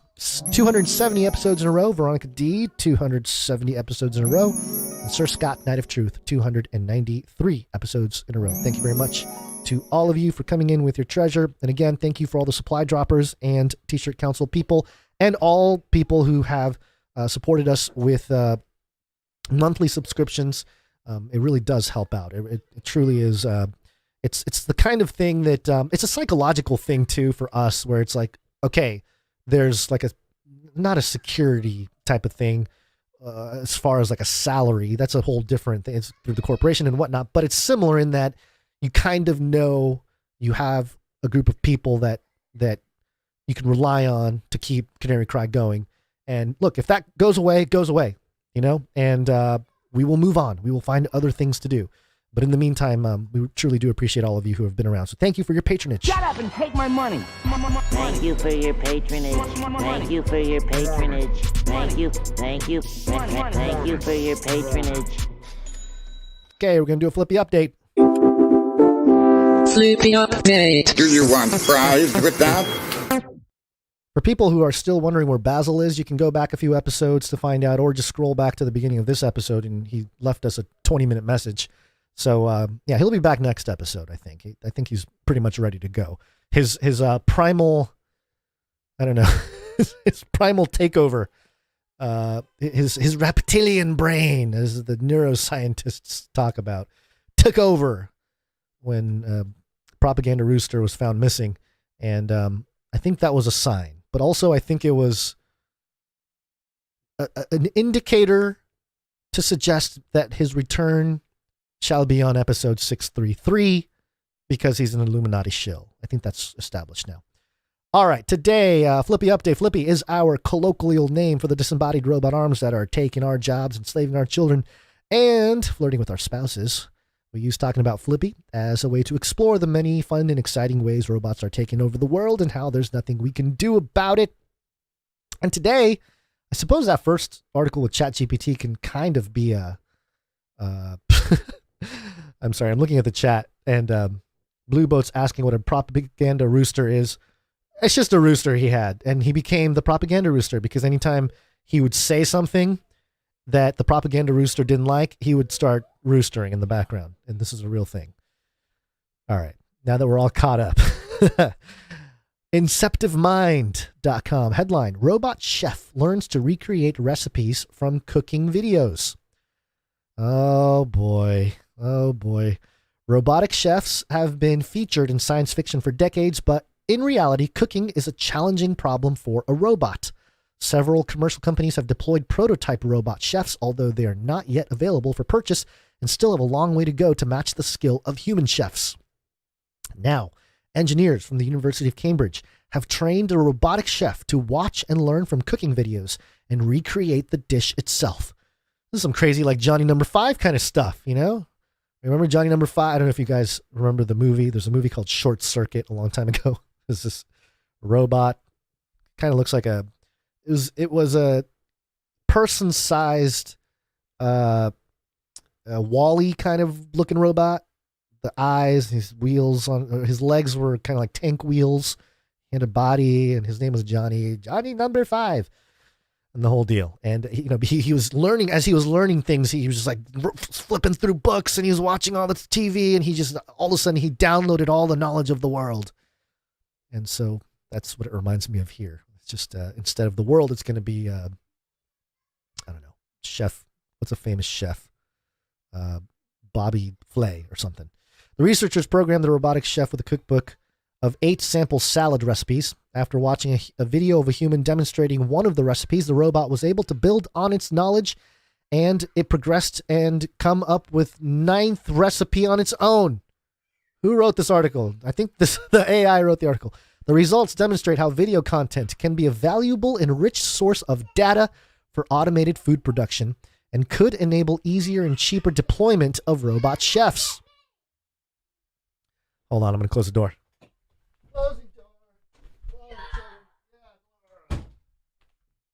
My son is into trucks right now, so everything is fire trucks and police cars, and it's fun. Boys are fun. Boys are way different than girls, by the way.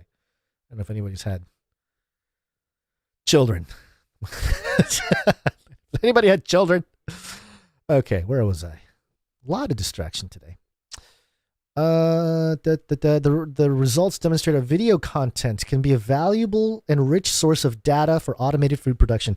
See, this was the psyop all along with the food thing. You know, the whole Instagram, I'm showing every one of my meals and all those Instagram reels where they have like the quick, snappy overhead camera view of the food, and you get the pepper and the salt and the salsa and it's just boom, and you got your guac or whatever it is.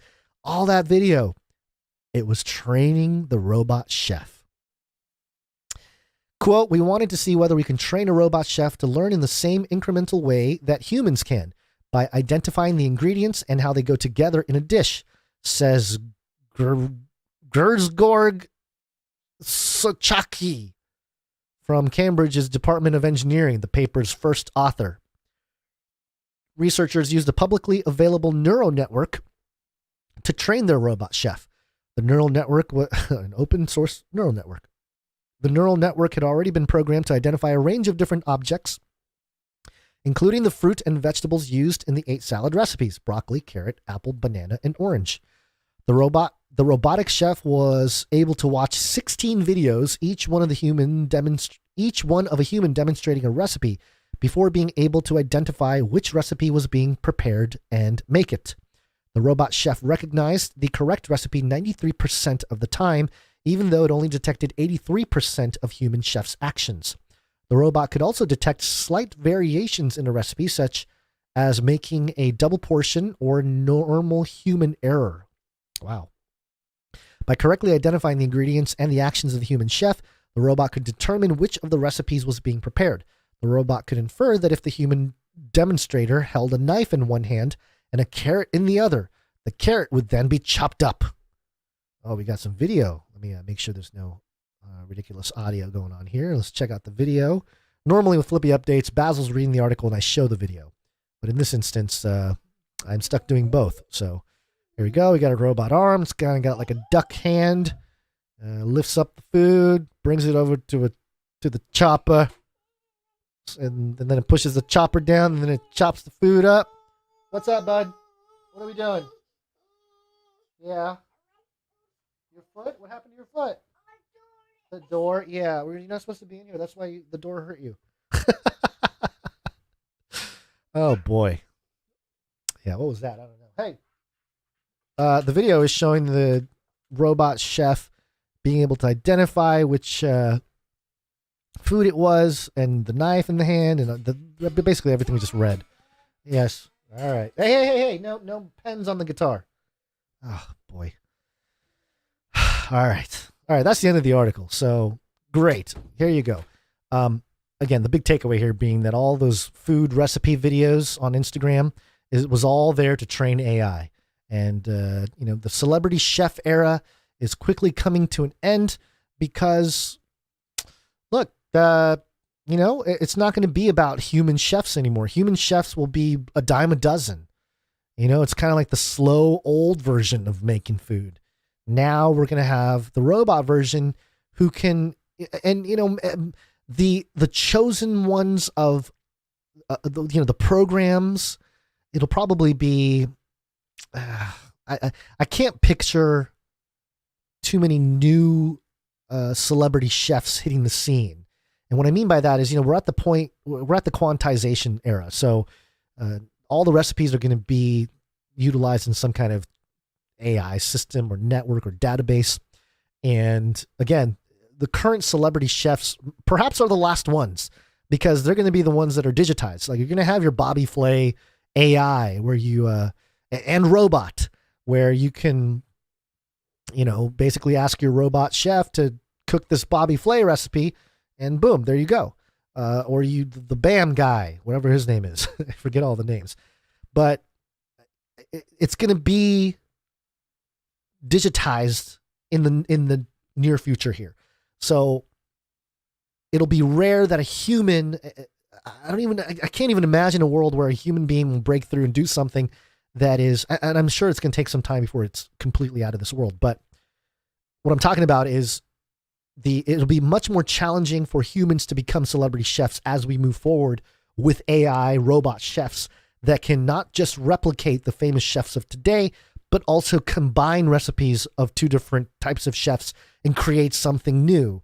And it may not be good, but it might be something that's unique to AI. Only AI could have actually pulled off this dish because they took, I don't know any chef names. Only what I know is Bobby Flay and let's see. I'm going to look. Let's see. Let's Google most famous chef or something, or maybe ChatGPT. Here, I will ChatGPT who is the most famous chef. All right, here we go. ChatGPT, who is the most famous chef in the world? Let's see. ChatGPT, tell me the answer. As of my knowledge, cutoff of September 2021, Gordon Ramsay. That's a good one. Okay, so Gordon Ramsay.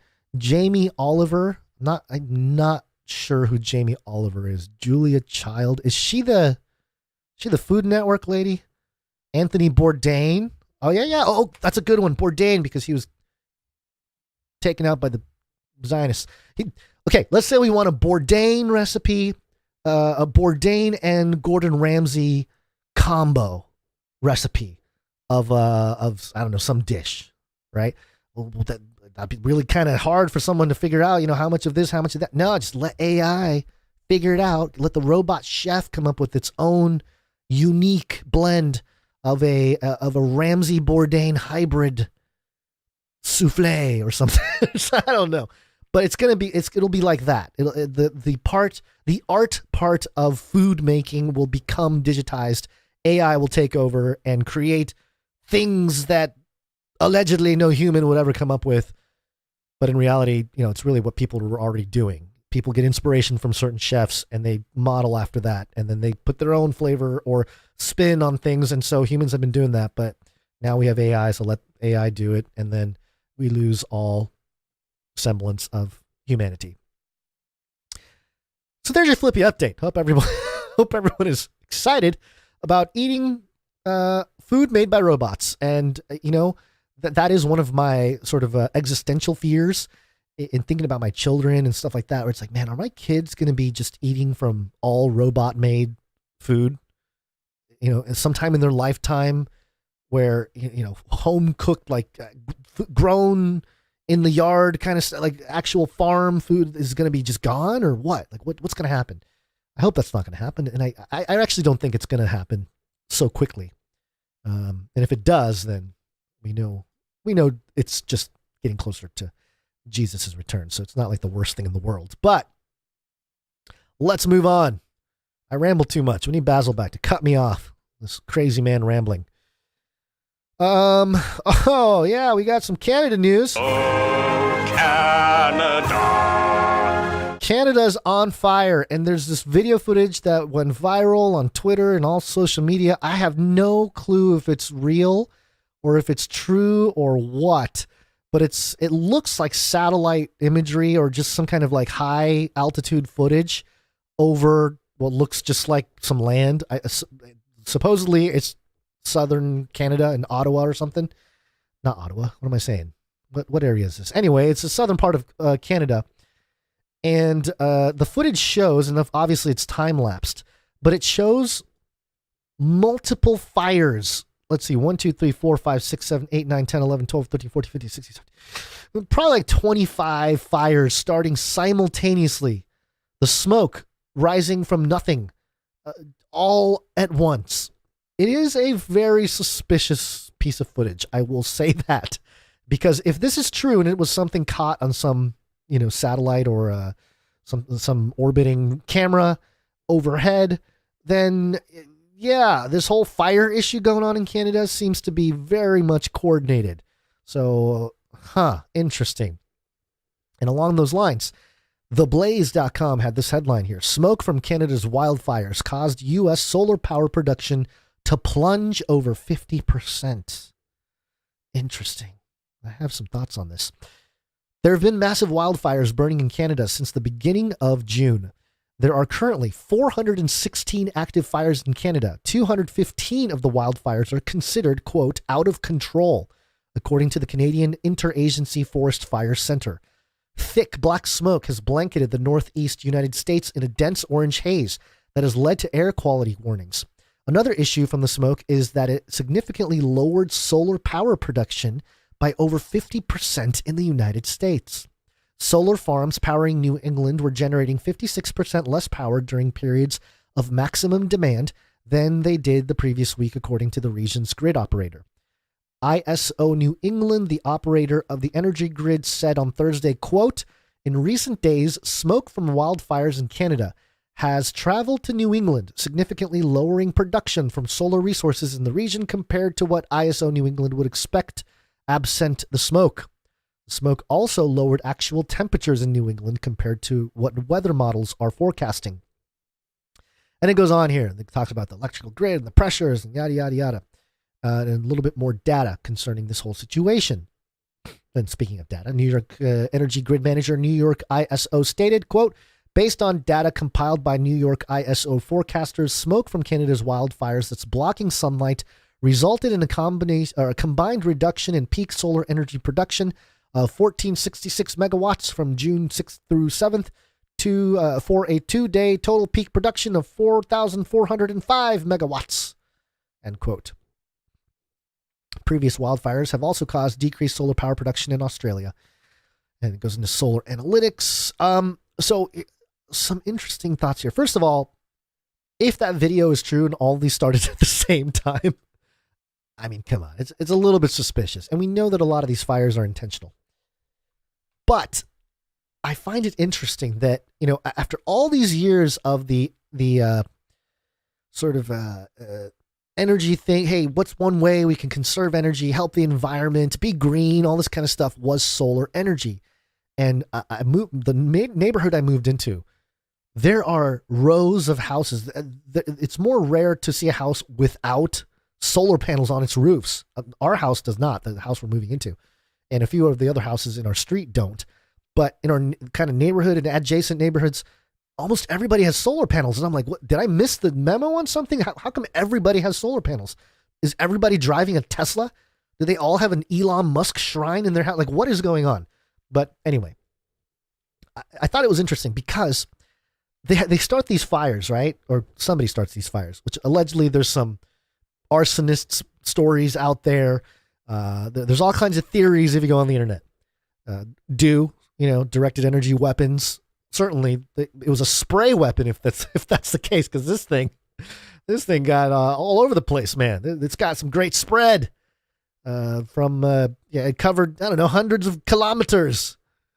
But anyway, so you have all these solar panels, and you have this fire that starts pretty much simultaneously all at once, and it blocks the sunlight, lowers the temperature, which is what exactly that we've heard in the past? Oh, blocking the sun, Bill Gates experiment. I don't know, some Chinese talking about some kind of creating artificial sun and blocking out their sun. I don't know, just a thing that, conspiracy theorists talk about. And then you have the blocking of the energy. So you have all this green, okay, build this for green. And then you have the situation where it's like, oh, sorry, all this green tech, it's not really working out for you. It's just really interesting.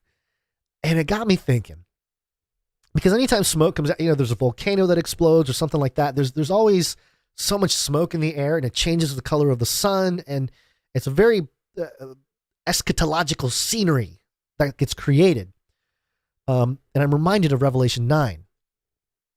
The fifth of the angels sounded his trumpet, and I saw a star that had fallen from heaven to earth, and it was given the key to the pit of the abyss. Clear my throat. Excuse me. The star opened the pit of the abyss, and smoke rose out of it like the smoke of a great furnace, and the sun and the air were darkened by the smoke from the pit. The sun and the air being darkened. And this pit. Now, I just happened to be, so I thought of this passage as I was reading the story about Canada and the fires.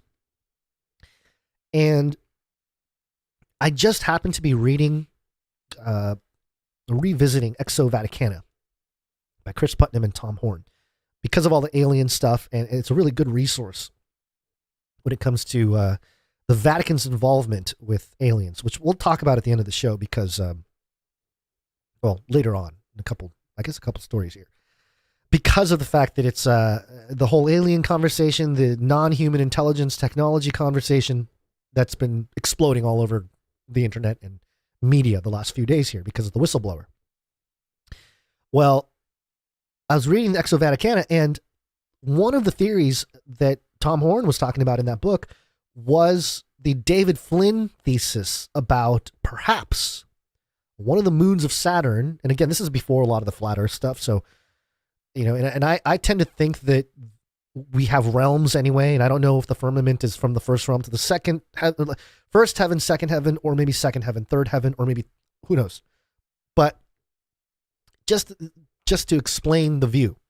The view was that there is a moon, one of the moons of Saturn, which looks artificial. And it looks like a walnut kind of. And David Flynn suggested perhaps that this is some kind of prison system or some kind of system where they trapped some entities and they did it sort of artificially, some kind of power. You fuse some, two sides of a walnut together or something and trap them. Maybe that's the abyss. Because if it comes down from heaven, a star falls from heaven, if this abyss or if this star or if this moon of Saturn somehow gets moved, comes to the earth, hits the earth, it'll cause catastrophe. And then whatever was inside this moon spreads, and it's like this locust thing, and it seems like it's programmed to not harm people that have the seal of God on their forehead. I mean, it's a lot of weird stuff. But the moon itself is called Iapetus. I think I'm saying that right. Iapetus. Spelled Iapetus. It's the third largest of Saturn's moons. And what's very interesting is Iapetus was linked to Japheth, one of the sons of Noah and a progenitor of mankind in biblical accounts. The practice by early historians and biblical scholars of identifying various historical nations and ethnic groups as descendants of Japheth together, or Japheth, I guess, together with the similarity of their names led to a fusion of their identities from the earlier modern period to the present. Iapetus, the Piercer, name is the Piercer, is the one titan mentioned by Homer in the Iliad as being in Tartarus with Cronus. Tartarus is mentioned in the Bible. It's the place where the angels that sinned are. So maybe Iapetus,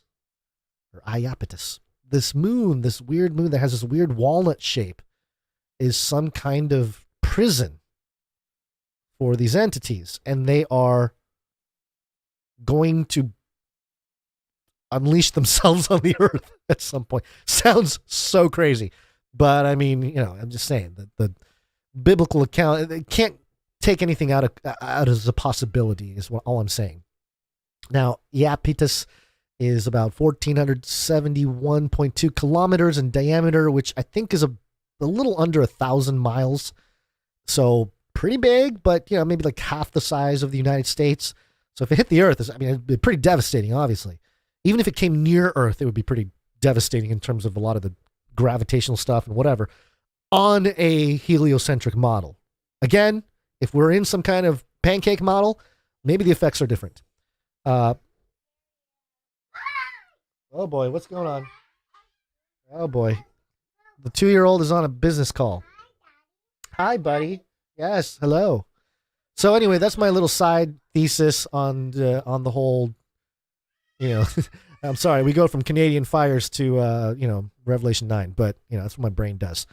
But on the brain thing. My brain itches. Build back better, blah, blah, blah. Build back better. We will build Babylon better. This time, a new world order. USA Today, tanker fire causes part of Interstate 95 in Philadelphia to collapse. Complete rebuild expected to take months.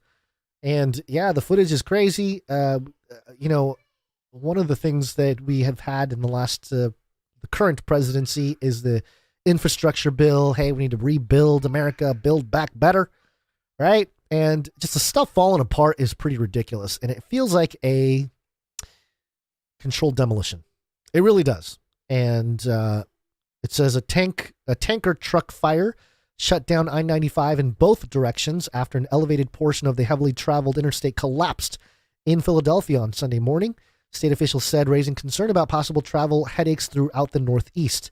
Pennsylvania Department of Transportation said the fire closed all lanes between exit 25 and 32, which included Allegheny Avenue, Castor Avenue, Academy Road, and Linden Avenue. Now, I am not from the East Coast.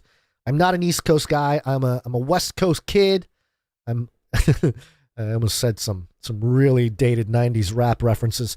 But in any case, from what I understand, I-95 is sort of a main artery when it comes to traffic out in the East. And for it to go down is devastating for traffic. So, hey, get those drones, baby. It's time to drone up. It was a clear black night. All right. In any case, let's see. Transportation Secretary Pete Buttigieg said he was monitoring the fire and collapse and was in touch with the governor and Federal Highway Administration to offer, quote, help with recovery and reconstruction. And the National Transportation Safety Board said it was working with the Pennsylvania State Police to conduct a safety investigation. President Joe Biden was also briefed on the collapse, and officials offered assistance to local and state authorities, according to White House Press Secretary Karine Jean-Pierre Jackson 5, Kareem Abdul-Jabbar Jensen. So there you go. That is what? I don't know. He's over there somewhere. I heard him yelling and running that way. All right. So there you go. Again, part of Build Back Better. You got to tear things down. You cannot build back better unless you have broken things. There's certainly lots of broken things in this country. And one of them, apparently, is I-95. All right. We're going to go back to COVID. We broke up COVID into a couple different pieces here. But here we go. This is part of more of the jabby side. Vaccinations. This is a pandemic of the unvaccinated. I am vaccine. Vaccine, number one way. Now, I'm taking this from thepeoplesvoice.tv. It is an alternative media platform. There's a big old double check mark on this article that says fact checked, which actually, let me see. It just takes them to their own fact check thing, which is, I suppose that's the standard now with the mainstream or any kind of media is you fact check. Who did the fact check? We did. Okay. All right. So you did your own fact check? Yes. All right. You're in. You guys are in. You guys did it the right way. All right. The headline here is Pfizer caught funneling $12 million to Anderson Cooper to promote mRNA jabs to Americans. Now, let me just, okay. I know that having a balanced view on things is not popular and it can lose people. But if you're here and you've been here for years, you kind of know that's what we try to do. We try to be as balanced as possible. It's not easy.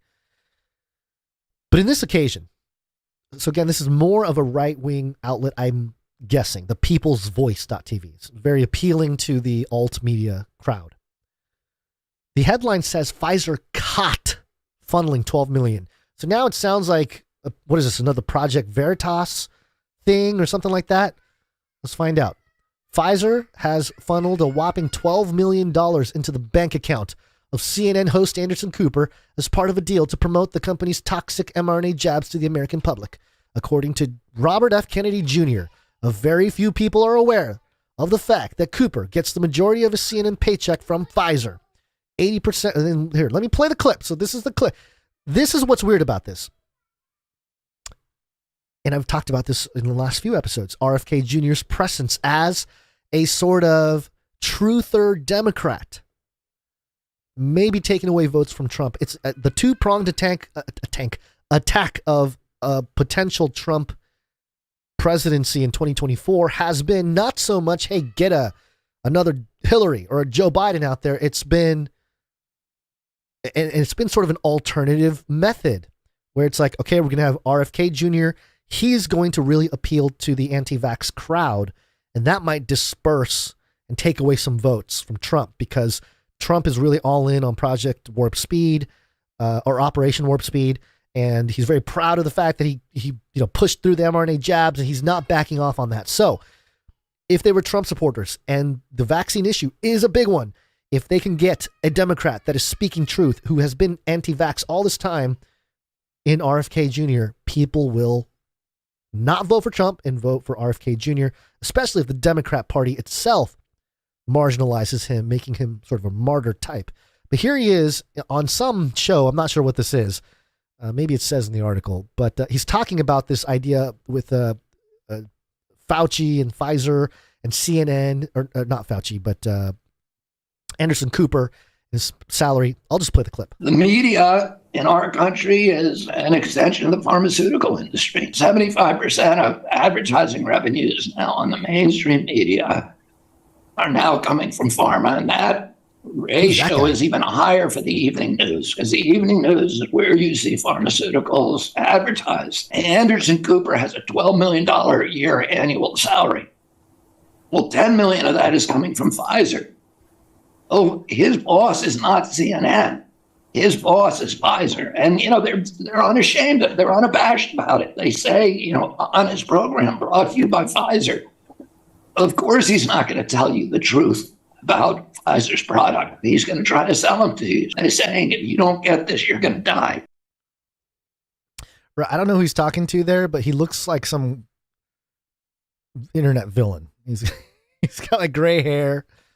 He has a pinstripe suit, a dark blue pinstripe suit on, with an orange scarf in his pocket, his vest pocket, and his shirt looks like a kind of a cream orange, with his collar being white, and he has a red tie. Who is this? Can somebody tell me in the chat who this guy is? Because, man, this guy is rolling deep. I don't know who he is, but he looks like a villain. Anyway, RFK Jr. speaking more or less truths about the situation when it comes to Big Pharma. I don't have a problem with what he says, but first of all, he's not really sharing data, is he? Did he share like actual documents or something, or is it just he's saying it? So maybe he's just saying it. But for the People's Voice to say, Pfizer caught funneling $12 million to Anderson Cooper. No. Nobody was caught doing anything. Even the clip even says, "Oh, it's all public." He says it's public. Everyone knows. They say sponsored by Pfizer. Yes, everybody knows that. So it's just kind of London Real. Is that really him? I thought that was a different guy. Huh? Is he a finance guy?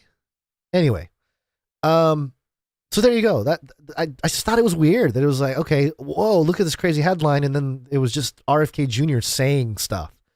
And then they get into naturalnews.com reporter saying that, to be fair to Cooper, other people accepted money, and yes, we should know this by now. we should all be aware that Pfizer especially spent a lot of money on marketing, and most of their marketing dollars went to evening news. It's just of course, it's like the AI or the sportscaster. He needs to score more points to win the game. It's like, yes, we know. Why are you there? How do you have a job? You state the obvious. That's all you do. So there you go. All right. And speaking of all this stuff here, and I touched on it a little bit, but in the meantime here, we do have a quick Trump update. We will launch a new age. I know Basil was itching to talk about this, and I'm sure he'll have a big old rant about it. I mean, he might have rants about a lot of things, so I'm going to let him run on the next episode. Maybe not fly. I won't let him fly yet. I'll let him run. But this is from abcnews.go.com. Trump plans to head to Florida Monday as search for expanded legal team continues. Sources. And so, yes, he was indicted. Again, former President Donald Trump is expected to head to Florida midday Monday ahead of his first appearance Tuesday before a federal judge regarding the 37 counts he faces from special counsel Jack Smith's investigation. Sources familiar with the planning tell ABC News. For the better part of the weekend, in addition to making 2 campaign trips in Georgia and North Carolina, the former president and his close allies have been working the phones in search of legal representation. Trump is expected to head to Florida a day before his court appearance to meet with potential legal counsel for in-person interviews, the sources said. Trump was hit with a sweeping 37-count indictment from the special counsel's office Thursday, alleging that he willfully retained documents containing the nation's most sensitive secrets, including nuclear programs. After he left office, showed some of them on at least 2 occasions, and then tried to obstruct the investigation into their whereabouts. And again, we won't get into it because a lot of it is just, it's not, a lot of it is nonsense. Okay, the jingle says it all. I am innocent. Innocent. They're coming after me. I am wondering if he can't find a fit lawyer, will he deploy ChatGPT? And maybe he'll come out with like either Truth GPT or like a Trump Truth GPT, Trump facts, Trump fact GPT, only facts, only Trump facts, no fake news, and everything. You know, it's just an attorney though. You know, so he's got the whole legal system in its brain. You can ask him questions. Then, you know, he'll just appeal to the AI for everything. You know, the AI said it. He said it. I don't know. So maybe that's what'll happen. But I doubt it. I doubt that's going to happen. But we'll see. I mean, we know this is ongoing. I actually think the reason why they convinced DeSantis to run was because whoever's in DeSantis's ear told him that Trump's going to be arrested. And so the runway is clear for you, big guy DeSantis. Oh, really? Great. In comes Murdoch. In comes Elon and all these folks on behalf of DeSantis, which is its own interesting situation. So, yeah, I think the whole situation here is just something to keep an eye on. I don't know that it's going to be. See, this is what's fascinating about this 2024 election is, first of all, will all this anti-Trump stuff and a new method of taking down Trump, will it work? You know, again, the two-pronged attack of, and I didn't mention the other prong earlier a few minutes ago, the other prong being DeSantis. So you got the DeSantis, Murdoch, Musk, and now even Tucker Carlson sort of regime, as sort of the right-wing awakening. I would maybe they're called like post MAGA, because they're still kind of, they established themselves within MAGA, but now they're sort of post MAGA conservatives, and DeSantis is sort of spearheading that movement with what he's doing in Florida, and you know, obviously Texas sort of following suit in certain ways in policy. And then you have so DeSantis being an anti-vax, he's not anti-vax, but he's sort of anti-vax mandate. He's a strong anti-vax mandate guy. And they've kind of separated him from Trump in terms of the vaccine stuff, even though DeSantis, didn't he get the shot on air? I don't remember if that's true. It's just in my brain.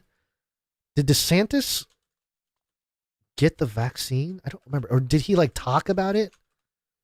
I think he talked about it. Anyway, I don't remember now. Yeah, he's received single dose of coronavirus vaccine, he confirmed, in 2021. So he got the vaccine. Which one did he get? I'm trying to refresh my memory here. Some people in chat might know this by heart. I just don't remember all the details. But it looks like 2021 DeSantis. Let's see. Let me just do words. It doesn't mention which one he got here. So we don't know if it was Moderna or if it was Pfizer, but allegedly he got it. So all right. He's not pro-vax, but he did get the vaccine. But he's pro-Bitcoin, which is something that he has in common with RFK Jr. And DeSantis is being set up as the anti-CBDC guy, because clearly that's what's happening. All this crypto stuff that I'm not talking about on the show, but there's so much crypto stuff happening with the SEC going after Coinbase and Binance and calling certain crypto projects as securities, which, you know, at first I thought, you know, wow, that really, you know, you look at the Howey test, and the Howey test is basically a test that the Securities and Exchange Commission uses to determine if a product or a stock, basically, or an equity or whatever that's brought to market is a security under the eyes of the government, which basically is to suggest that, hey, you're buying this with the expectation that you're going to make profit off of it based on other people's work. That's part of the Howey test. The problem is the Howey test was created in the 1930s in sort of a pre-World War equities type of market situation with the stock market, before the internet, before anything. And so part of, like, for example, one of the rules with the securities thing is that if you have a company and you bring securities to the market, you know, regular investors cannot just start buying the securities and trading it and doing all this stuff. Only the insiders and accredited investors can do that. And then after like a six month period or a certain amount of time, then the security can go on a market and regular people like you and I can buy and trade it and whatever. And, you know, of course we have to report that we're buying and trading equities, or not equities, securities. The problem is that with cryptocurrency projects, as soon as you create a project and you have these tokens that are created, those tokens have to be used by the developers, and then they become used also with trading and everything else within the public. And so it really is not, it's not possible for only accredited investors to start trading and using the token. And so there's problems with the law. So anyway, the point being, all of it has to do with FedNow going live in a month. FedNow is coming in July. So it seems like they're just shutting off all the fiat on and off ramps to crypto in the United States so that FedNow becomes the on-off ramp, or one of the main on-off ramps. And when I mean on-off ramp, I mean, hey, you work, you get your dollars, you want to buy some Bitcoin, you go through these certain... Before it's been kind of like whatever, there's some ATM machines, there's whatever, but now it's going to be only through here. If you want to stay compliant with government, you have to spend your dollars here through this funnel presented by the government if you want to buy any crypto and if you want to sell any crypto. So that's the way they're going to get their cut, and they're going to get their surveillance apparatus all in play and everything for crypto. So anyway, all that's taking place, the battle, and I'm bringing it back to DeSantis. He's the guy saying no on CBDC. So in Florida, they're going to shoot down CBDCs, which I love in principle, but I don't know if it's possible in practice. If the federal government says, hey, this is the money we're using for everybody, everyone's going to be forced to use it. So it's kind of hard to just say no unless he provides an alternative economic closed Florida only ecosystem, which how are you going to do that? I just don't. And if you are, is it going to be an issue where, oh, you want to buy and sell in Florida? Well, you can only use the Florida coin. So you got to buy Florida, you got to exchange it into Florida. Now we're starting to talk like market the beast type of stuff, right? Where it's like, oh, you got to have this coin to buy or sell anything in Florida. So there are problems all the way around. But anyway, so back to the two prongs. You got the DeSantis side being, you know, sort of leaning on libertarian principles and appealing to conservatives, and maybe not winning the vote away, but at least being there and sort of say, hey, I'm here. I'm here to take certain votes away from Trump. And then the other prong being RFK Jr. saying, hey, we get it, you know, vaccine, one issue voter. I can't vote for Trump anymore because he's pro-vaccine. I'm going with another guy. RFK Jr. is my guy. He's a Democrat, which is crazy, right? So you got that. Now, all that being said, presidents seem to be selected, not elected, right? There's that old saying. So it may not even matter. None of this might matter. But in terms of a setup, in terms of the drama and getting everyone reeled in and making a very interesting 2024 election, I think they're setting it up for something crazy to happen. And just, I don't know, it's different this time. And it will be, the elections in the United States are never going to be what it was when we were growing up, when there were 5 or 6, you know, especially when I was like a little kid. You know, it was right around time cable TV came on, but, you know, cable news wasn't a big thing. Most news was still happening on the 7 or 8 main channels. You know, it was channel 2, channel 4, channel 5, channel 7. You know, I always wondered why, like, well, what's up with channel 8? Why is there no channel 8? Why is there no channel 3? Channel 3 is for the VHS. You know, it's just weird stuff. And everything was centralized on those platforms.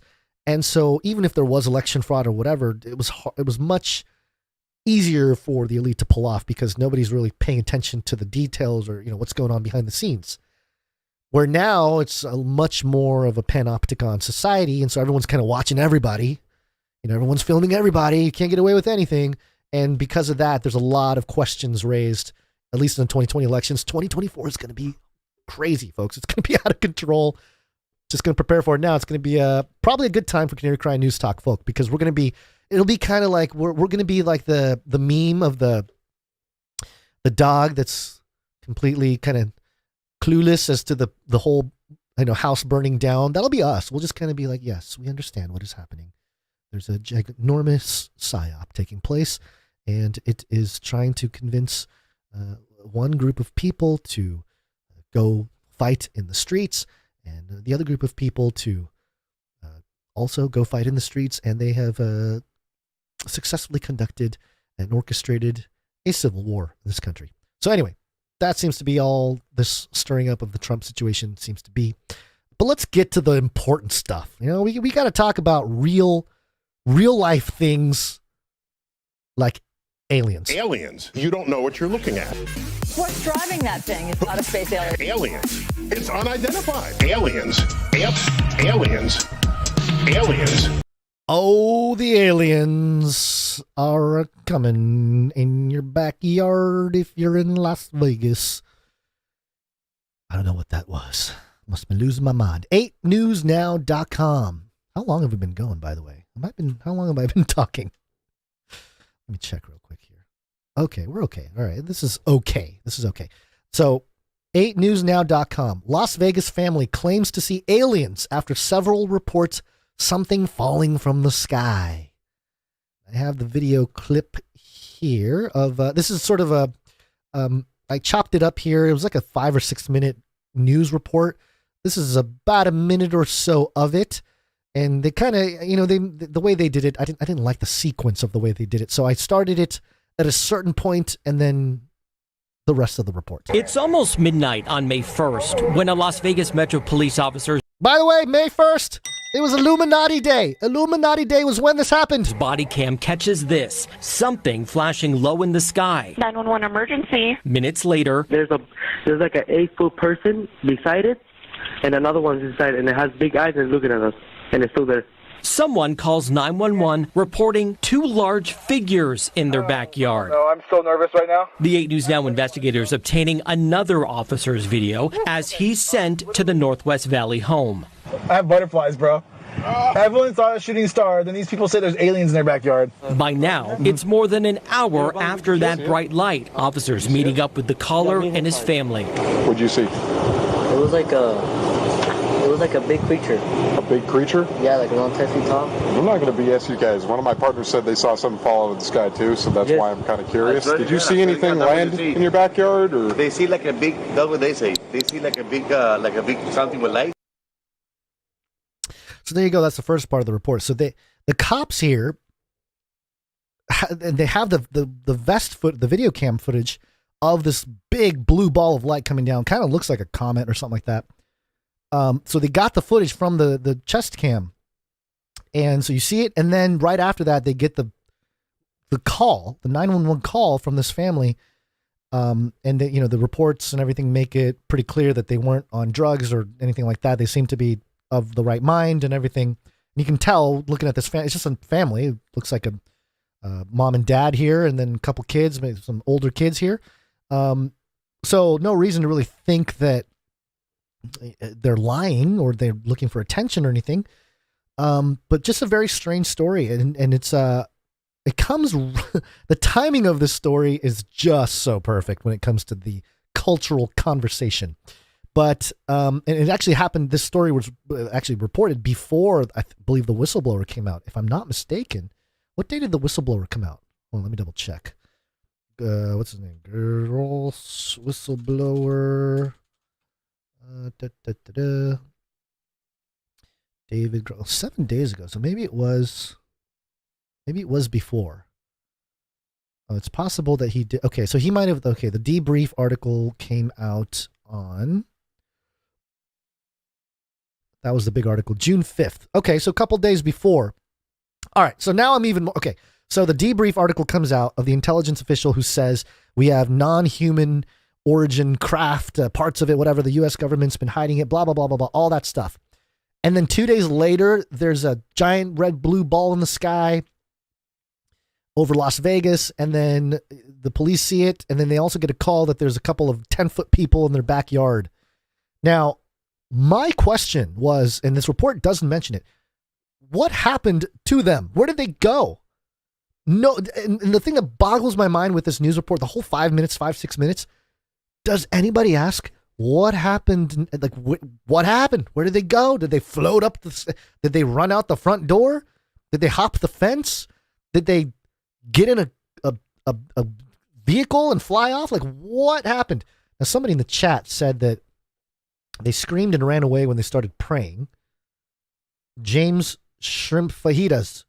The aliens, quote unquote, screamed and fled when the family prayed before the cops got there. Is that true? Is that what they said? Because that would be very interesting if that's true. They didn't show it in this report. But here's a little bit more from this report. This is from one of the reporters that put the story together. So it seems from talking to our sources that something happened. There was obviously some flash in the sky. A lot of people saw it that night on the night of April 30th, early in the morning on May 1st. Did that exact thing land in their yard? I don't know. But these people said they saw some SUV circling the area. Could this have been some piece of equipment that malfunctioned? Maybe they saw something and then someone came. I can't believe we're talking about this. Right. Someone came and retrieved it from the backyard in the SUV. We don't know. This all comes as a former high-level intelligence officer, a veteran, was on News Nation talking about how there is a program where the government collects some unidentified objects. So this might be that. Yeah. Mm-hmm. Former intelligence guy starts leaking a bunch of stuff. Says that, oh yeah, we have these recovery programs where we go recover crafts, sort of unidentified objects that fall from the sky. And then 2 days later, we have this story. Interesting. Interesting. Now, speaking of News Nation, I believe this is Bryce Zabel. He was on News Nation commenting on the Grosh bombshells whistleblow. And he mentioned something interesting, and I think this is a point that is very important. It's an old point if you've been around this community for a while, but it is a very appropriate and important point that I think people are missing because they're all freaking out about the aliens. But here's I'm sorry, what's his name? David. No, I'm sorry. His name is. Oh no, I lost his name. Bryce Zabel. There we go. Bryce Zabel. Last December, the House and the Senate both passed the National Defense Authorization Act, and it was signed by President Biden, and it involved actually providing the language for protecting whistleblowers on the subject of UAP or UFOs. And he is the first person to come forward. The man's credentials are excellent, and it is clear that over the last 80 years, many thousands of Americans and people from around the rest of the planet have seen things that cannot be explained, that are anomalous. And these include pilots and police officers and military people. So there's no doubt that there's something going on. Our own government has told us that. The question is, what are the details of it? Well, David Grush was a person who was so trusted that he was one of the people that worked on the presidential daily briefing, and he was even trusted enough to courier it to the White House. So this is a man that you have to take seriously. Now the hard work has to begin, as I was saying. And I think that the one thing that we have going for us as a nation right now is, in a deeply divided time, your previous stories made that very clear. Here is an issue that has the beginnings of bipartisanship. The Senate Intelligence Committee that's taken a lead on a lot of this involves Senator Kirsten Gillibrand of New York, a Democrat, and Senator Marco Rubio of Florida, a Republican. And they probably don't see eye to eye on most things, but they sure do on the subject of the government needing to come clean and tell the people what it actually knows. On that regard, here's Democrat Jared Moskowitz talking about the situation. He's a whistleblower, so obviously he has certain protections. You know, we obviously want to listen to what he has to say. We need to figure out how legitimate he is. But based on what he's saying, it sounds like something that we have to start asking some questions on. So I saw Chairman Comer come out and say that Oversight's going to have a hearing. I support the chairman. I think there are important questions to ask. And by the way, if there are things that the federal government is holding back from the American people have a right to know. again, a Democrat making sense, saying things that are agreeable, which for the last few years has been like, are you serious? You know, Democrats are the ones saying all the crazy progressive stuff. Now we're starting to see sort of a retraction. Again, it's the swinging of the pendulum. You got to just be very careful. And especially when they're talking about, bipartisan, bringing the two parties together. You know, there is an old quote by an old man. I don't think he's with us anymore here. He's gone on to the next realm. But Ronald Reagan, back, I think it was in the 80s, 26 years ago as of 2013. So what is that, 1980? My math is 87, am I right? So Reagan wished for alien invasion to unite people on Earth. Flashback. This is NBC News reporting in September of 2013. But this is the famous quote. This is the quote from Reagan. Perhaps we need some outside universal threat to make us recognize this common bond. I occasionally think how quickly our differences worldwide would vanish if we were facing an alien threat from outside this world. A very famous quote from Reagan. But Reagan, and this quote really was at the crux of, figuring out the solution to the Cold War at the time. There's a headline from Smithsonian Magazine, the greatest cover-up institution in the world. Smithsonian Magazine had the headline back in 2015. Reagan and Gorbachev agreed to pause the Cold War in case of an alien invasion. But really, this whole idea of alien invasion supposedly comes from John Dewey, who said he was a professor of philosophy in Columbia University. And in 1917, he stated this: someone remarked that the best way to unite all nations on this globe would be an attack from some other planet. In the face of such an alien enemy, people would respond with a sense of their unity of interest and purpose. We have the next thing that we have the next thing to that at the present time. Okay, so I think it goes into some more, recent stuff. But yeah, 1917, 106 years ago. John Dewey talking about how an alien threat would unite the world. And for this conversation, at least by Bryce Zabel, bringing up this idea, this alien issue is becoming a partisan issue. It's bringing the right and the left together. It's very interesting, especially because who I think people forget who the alien party was. This stuff doesn't happen, or probably won't happen as much, or maybe it'll happen in a different way under a Republican, under maybe a Trump thing, because if you recall, there are photos of Hillary Clinton holding a book that had something to do with aliens. I forget the exact title of the book. I think it was, I don't remember now. I can probably look it up, but it's the point is, it was a picture of Hillary Clinton. I think it was at the Rockefeller Ranch, and she's holding a book, and it's by one of those really famous cosmologist people. It was about aliens. And so she's kind of had this interest, and this is an old photo from the 90s. So she was being apprised of the alien situation back then. And then you have the Obama years, and Obama is all weird about aliens. I asked them, they wouldn't tell me, and then you also have this interesting man named John Podesta. Do you guys remember John Podesta? If you remember John Podesta, you probably remember him from all of the Pizzagate days, because he was one of the guys that seemed to have some really, really creepy interests and associate with some very creepy people. At least that's what the people on the internet found. You kind of do the red string thing on the internet, and people you're associated with, and locations and events and people. And John Podesta seemed to have some stuff. He had that hand picture of the fish on the hand, and I forget the number, 37 or something.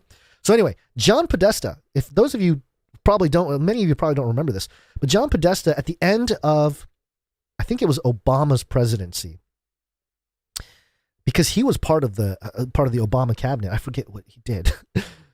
Sorry, I have all these details missing, but that's why we have the AI internet now, who has all knowledge. But John Podesta said that the greatest regret he had during his time in the White House was not pushing the UFO topic more. So John Podesta was a big-time UFO guy. Yeah, Lincoln Park lead singer father. Somebody watched some Face Like the Sun videos. Yeah, there was when Chester Bennington allegedly committed suicide. I think there was a few people on the internet talking about this. I had a side-by-side image on my thumbnail for the Face Like the Sun video of a younger John Podesta and Chester Bennington. And look, people look like people. I get it, and I wasn't saying that they are for sure related or anything like that, but it just seemed like it was kind of like, that's interesting. And then there was all the rumors about Chester was putting together, and Chris Cornell were putting together. Chris Cornell was the lead singer of Soundgarden, who also committed suicide in the exact same way with a belt and a door in a hotel. There's all these weird coincidences between those two guys. And they were allegedly working on some documentary about child trafficking. That's the rumor. I have no idea if it's true or not, but it's just an interesting, conspiracy rabbit hole. But yeah, so my point is I know people are getting really excited about the alien disclosure and all this stuff. And even Christians, I'm seeing a lot of Christians online. It's demons. It's all demons. UFOs, demons. Alien, that 10-foot being right there, demons. And it's just like they do the demon zap and everything's a demon. And I don't disagree with those people that say that, because truly you can say it is demonic. But again, it goes back to, is it purely an ethereal spiritual thing where, maybe we're seeing things from different dimensions or whatever it may be, but it's not like they're not like physically here? Or is there a physical flesh component? And I've always believed that it's both. I've always believed that it's like, yeah, it's spiritual. It's definitely spiritual. You can call it interdimensional or extra dimensional, depending on how, nuanced you want to be. And there seems to be another realm that upholds all this stuff, or another realm that not people, but entities come from. The whole idea of Elohim. If you dig into the Dr. Heiser study of the word Elohim, you can see that that's sort of what it is. It's sort of a place of residence term, as Dr. Heiser used to say. So it's Elohim being entities that came from that realm, Yahweh being the one true God. It's also an Elohim because he came from that realm. So,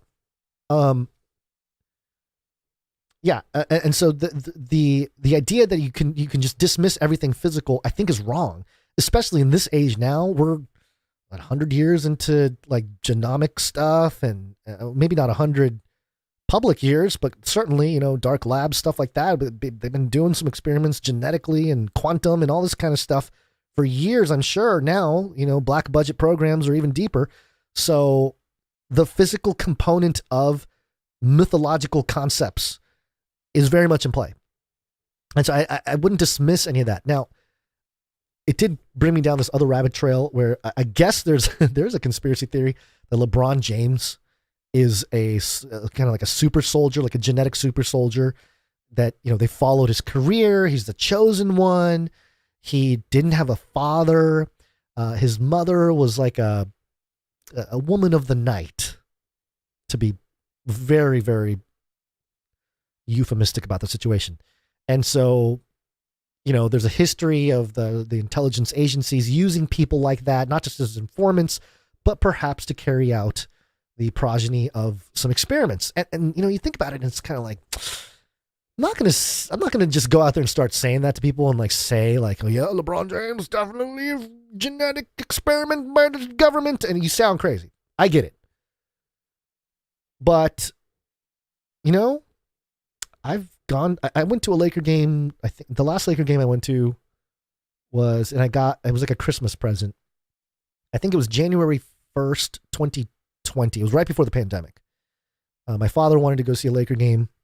and my brother-in-law wanted to go, so we got some tickets. We went, saw the Lakers play the Phoenix Suns, and we weren't that far from the court. I think we were kind of corner of the backboard, and maybe like 20 rows up or something. And you're looking down. We were behind the Lakers bench, so we're looking down at the Lakers bench, and you see regular people just walking around. You see kids, and you see LeBron James. And this is, again, I was probably, I don't know, 100 feet away from him or something like that. The guy looks like a action figure. The width of his body, like his shoulders and everything, it's just like, what? Is that even real? Like, that doesn't even look real. And I'm not saying that he's not, again, I'm not saying it's a government experiment for sure. But I'm saying if there was one, he could be it. Because the dude, he's 6'9", he's very athletic. He's cerebral. They think he's one of the smartest players to ever play and all this kind of stuff. Again, the marketing involved, the chosen one. He's had some people. I'm sure he's got some people that have been with him, like in the shadows of everything. He doesn't know who his father is and all this kind of stuff. So there's all kinds of stuff there. But again, this is a whole other side trail. But I mentioned that, I bring it up because these guys saw, these people in the backyard in Vegas saw these tall people. I think he says 8 feet in the phone call, and then he kind of says 9 feet, 10 feet. And then in this encounter with the cop, walking up to the residence, he says that they were 10 feet tall. And so I would not be surprised. And this is Kira OC. Somehow our lame Nuggets team beat him. Yeah, I think your lame Nuggets team is winning the championship tonight. So congratulations to people in Denver. Because the Joker is the Serbian king, I guess, or something. Yeah, he beat LeBron. He made some ridiculous shots in that game. But anyway, my point is, I would not be surprised because we know China, the CCP had been working on a super soldier class forever. We know Russia has been doing it as well. Especially from Russia, we know that because the defense minister or something came out and said we want to resurrect the Scythians. Remember that whole story? We're going to take the genetics of the Scythians. We're going to resurrect those ancient Russian warriors, It's like, what are you talking about, dude? Aren't you supposed to be like a military guy? So clearly something is going on where the military obviously is not telling us obviously they're not telling us everything, but there could be a decades-long program to develop a society or a class of humans that are enhanced. And maybe, right now it's not so much that they're like inhuman in the sense that they're like beyond human. They're still like in the confines of human being, but they're sort of genetically modified, basically. They're enhanced to be big, tall, strong, fast, all these things that a normal person wouldn't stand a chance in some kind of physical altercation. So, and a whole army of them maybe living in underground bases or something, who knows, a whole society being formed down there. That could be it. That could be the aliens, quote unquote. Because if they are part of this society and they grew up in it, and some people call it the breakaway civilization, and there's been books written on it. And, we talk about the elite we talk about the banker. Remember the banker a few years ago who came out and said, hey, I couldn't do it anymore. I got invited to these parties and they wanted me to sacrifice a child. That's when I said, no, I can't do it anymore. And he said that at the highest levels, they're no longer human. So I truly believe that there is this class, and perhaps it's the same lineage. It is the Watchers or some descendant of the Watchers that was able to hide or, I don't know, survive. I do think that a lot of it ended with Goliath. I think that was part of the reason why the Goliath story is so important, the David and Goliath story. It's not just the little guy beat the big guy. It's the race of giants. This is where it ends. This is where their dominance ends. And maybe there's a retreat. Maybe the genetics survived in some form or fashion, or it went underground. Who knows? But, no, God knows. Not me. I don't know. But I'm just ranting on about this stuff, but it just fascinates me how there's all these aspects to it. Now, the other aspect to it to consider and then we'll call it a day here. I promise we'll get done here soon. Is the non-human part. So let me play for you a clip. Do I have the clip here? Thought I had it ready. Oh, here we go. Here's the Grush guy, the whistleblower. And this is part of the News Nation interview, the big one that went live a few days ago. Have human beings been hurt or killed by a non-human intelligence? While I can't get into the specifics because that would reveal certain U.S. classified operations, I was briefed by a few individuals on the program that there were malevolent events like that. No, I'm scared. People have just heard you say non-humans may well have murdered human beings. That seems to be the case at one point, yeah. All right. Are you convinced? Well, here's the thing. I want to say this.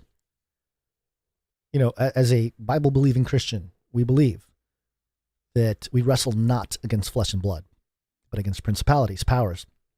And so for him to say, for people to, a non-human intelligence killed a man? You know, Christians and theologians are like, yeah, it's kind of been a thing for a long time. This whole Satan's army, demons, you know, watchers, fallen angels. I'm sure there's physicality, but, you know, just non-human. They want to, the devil, the father of lies, kill, cheat, steal, all that stuff. So it's like, yeah, non-human intelligences have been murdering humans since the fall. And maybe not directly. Maybe it's indirect, you can say. Maybe it's through agency or possession. But yeah, non-human intelligences have been involved since the beginning. The Antichrist spirit has been there since the beginning. So it's kind of like, yeah, of course, duh. And now the guy's like, now I'm frightened. It's like, okay, all right, guy. Yeah, spin the fear. Now, the other point to make here, that they are very specific about non-human intelligence. Let's listen to it again. Have human beings been hurt or killed by a non-human intelligence? Non-human intelligence. I bring you to The Economist. Yuval Noah Harari argues that AI has hacked the operating system of human civilization. In this article, the reason why I bring it up is because he doesn't say AI. I mean, he does say AI, but he has another phrase for it. Non-human intelligence. Let me read this part here. What would happen once a non-human intelligence becomes better than the average human at telling stories, composing melodies, drawing images, and writing laws and scriptures? When people think about ChatGPT and other new AI tools, they're often drawn to examples like school children using AI to write their essays. What will happen to the school system when kids do that? But this kind of question misses the big picture. Forget about school essays. Think of the next American presidential race in 2024. And try to imagine the impact of AI tools that can be made to mass produce political content, fake news stories, and scriptures for new cults. Scriptures for new cults. In recent years, the QAnon cult has coalesced around anonymous online messages known as Q drops. Followers collected, revered, and interpreted these Q drops as a sacred text. While, to the best of our knowledge, all previous Q drops were composed by humans, and bots merely helped disseminate them. In the future, we might see the first cults in history have claimed, whose revered texts were written by a non-human intelligence. Religions throughout history have claimed a non-human intelligence for their holy books. Soon, that might be a reality. Nova Yuval Harari is saying AI is the non-human intelligence. And now we have intelligence officers coming out and saying non-human intelligence of origin, have given crafts, have given, whatever, all the stuff. And there's aliens and whatnot. It's a very fascinating time, isn't it? It just feels like disclosure. but also all sort of spinning towards a prophetic eschatology, an eschaton, truly the biblical eschaton.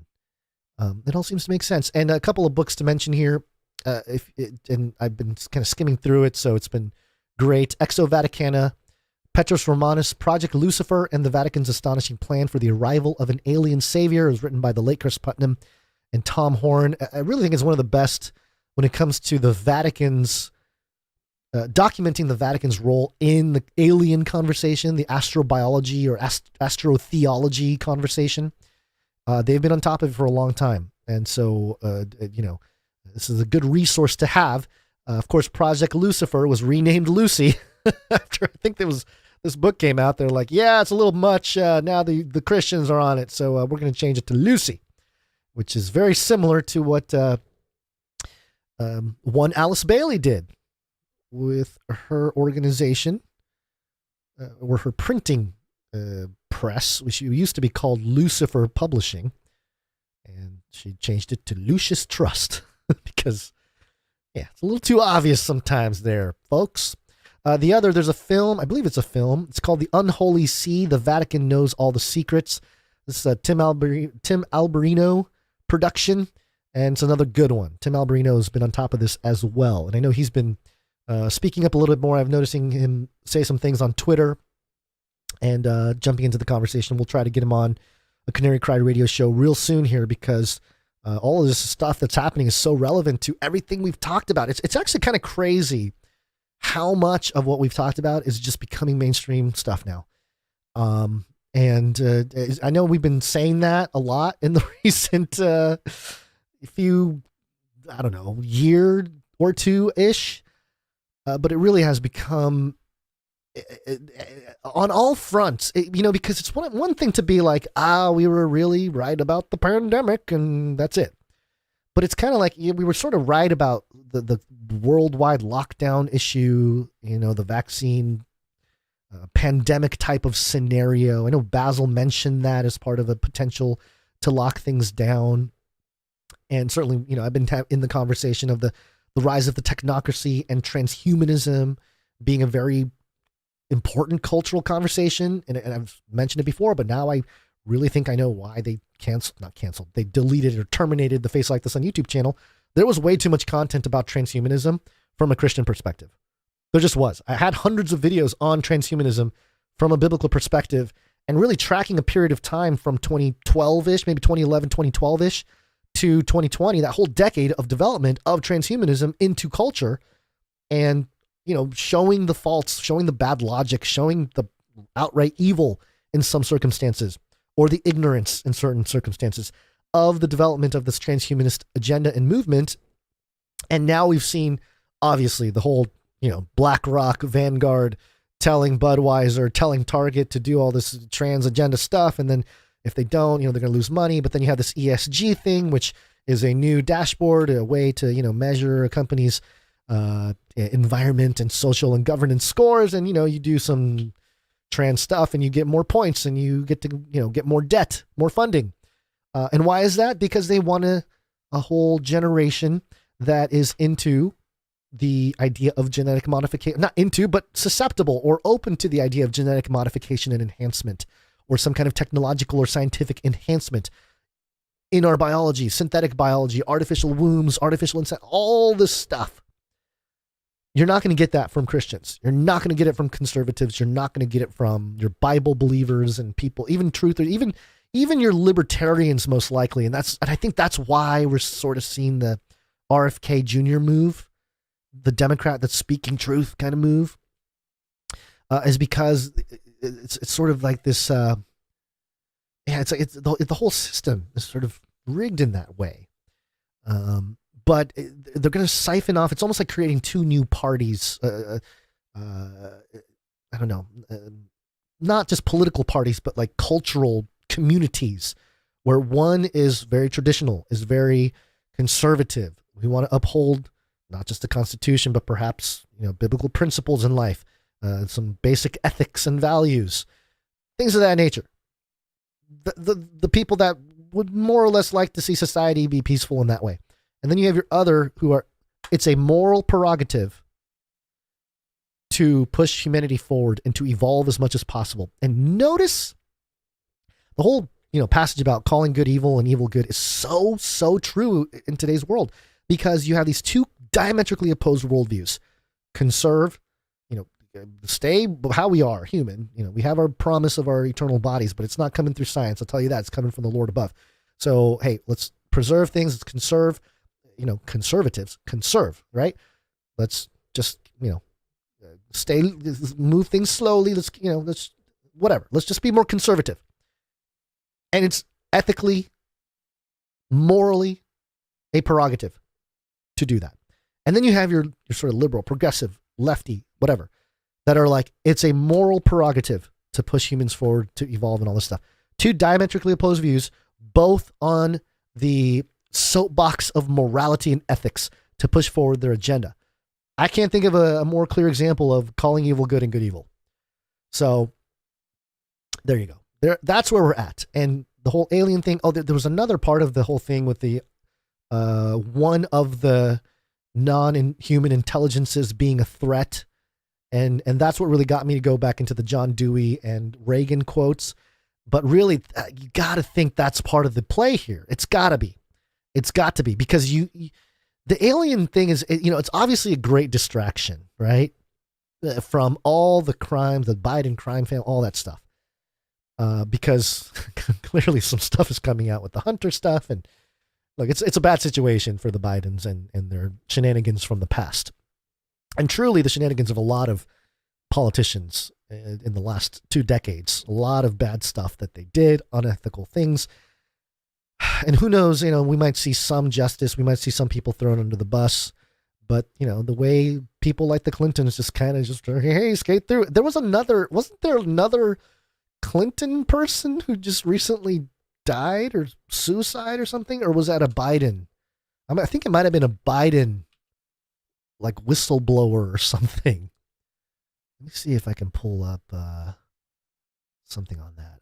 I don't know that. I'm pretty sure mainstream media did not carry this story, but I can't find it in my short search here. But I think there was somebody who would have been a pretty major voice in the whole Biden Burisma Ukraine situation that went bye-bye.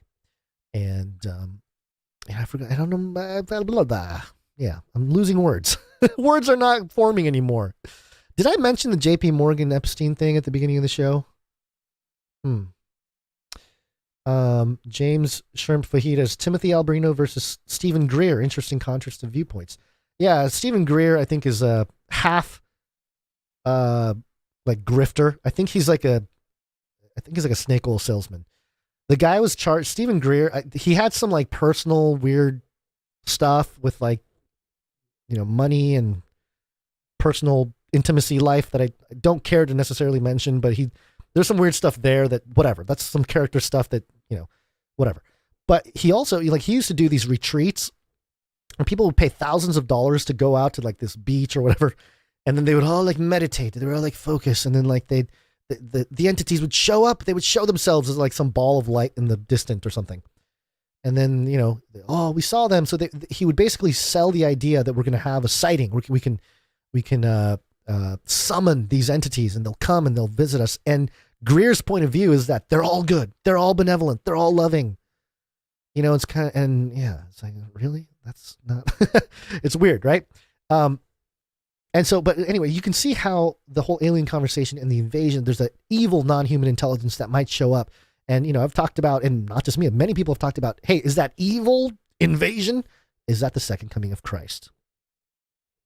Because, look, you read Revelation 9 and you read the judgment that falls on the earth. Not very nice. God's wrath is not nice, folks. The locust army and all this stuff, you think of it as like, oh, this is like the final satanic army. No, this is God's judgment. It's ugly.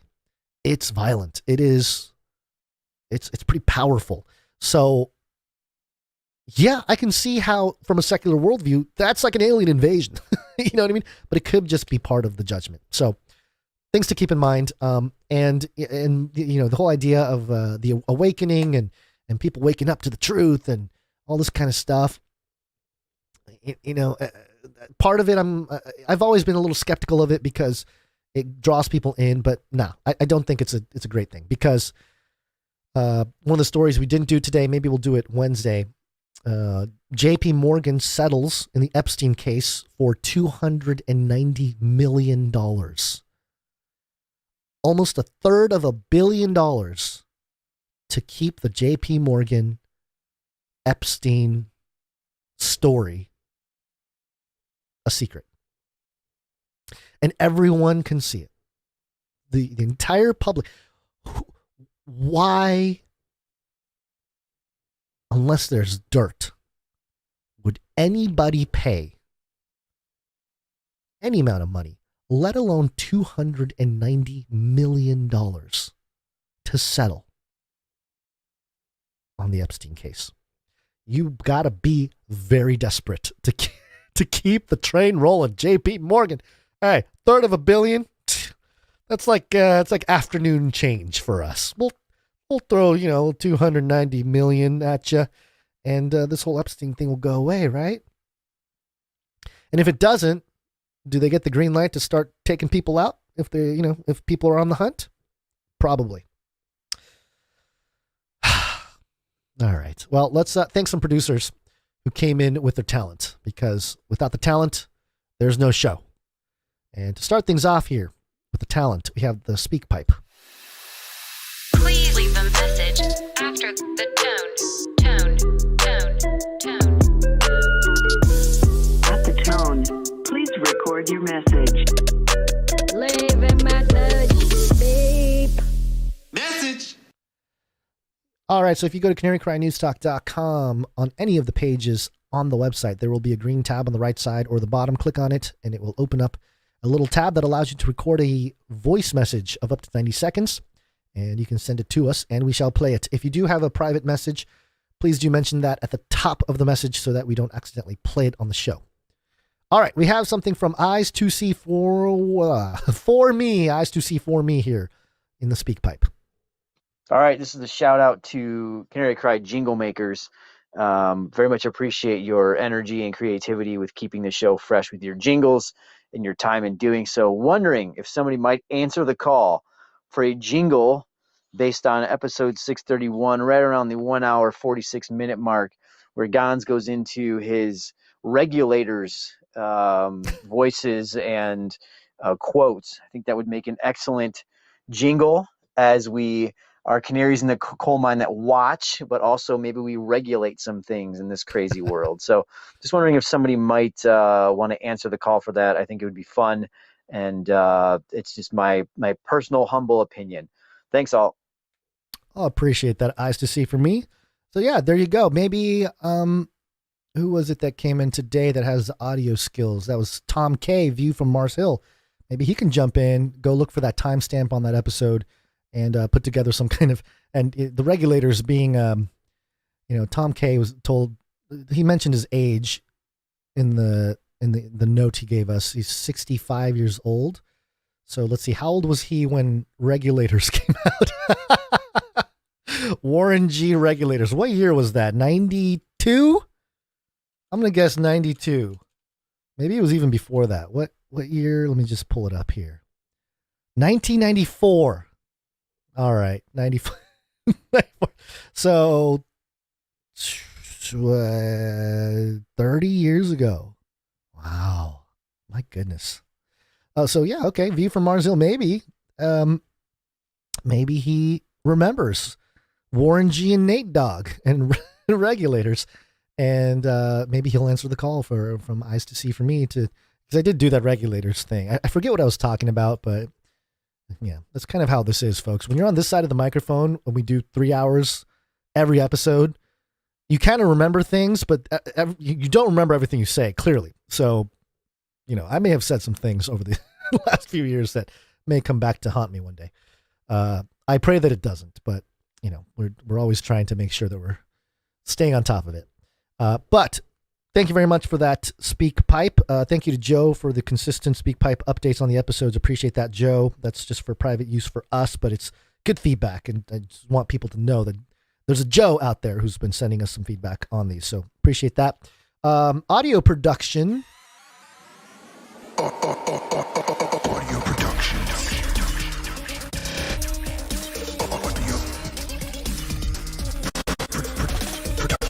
Jonathan F. coming in. Jonathan F. Got two jingles here, or two musical pieces.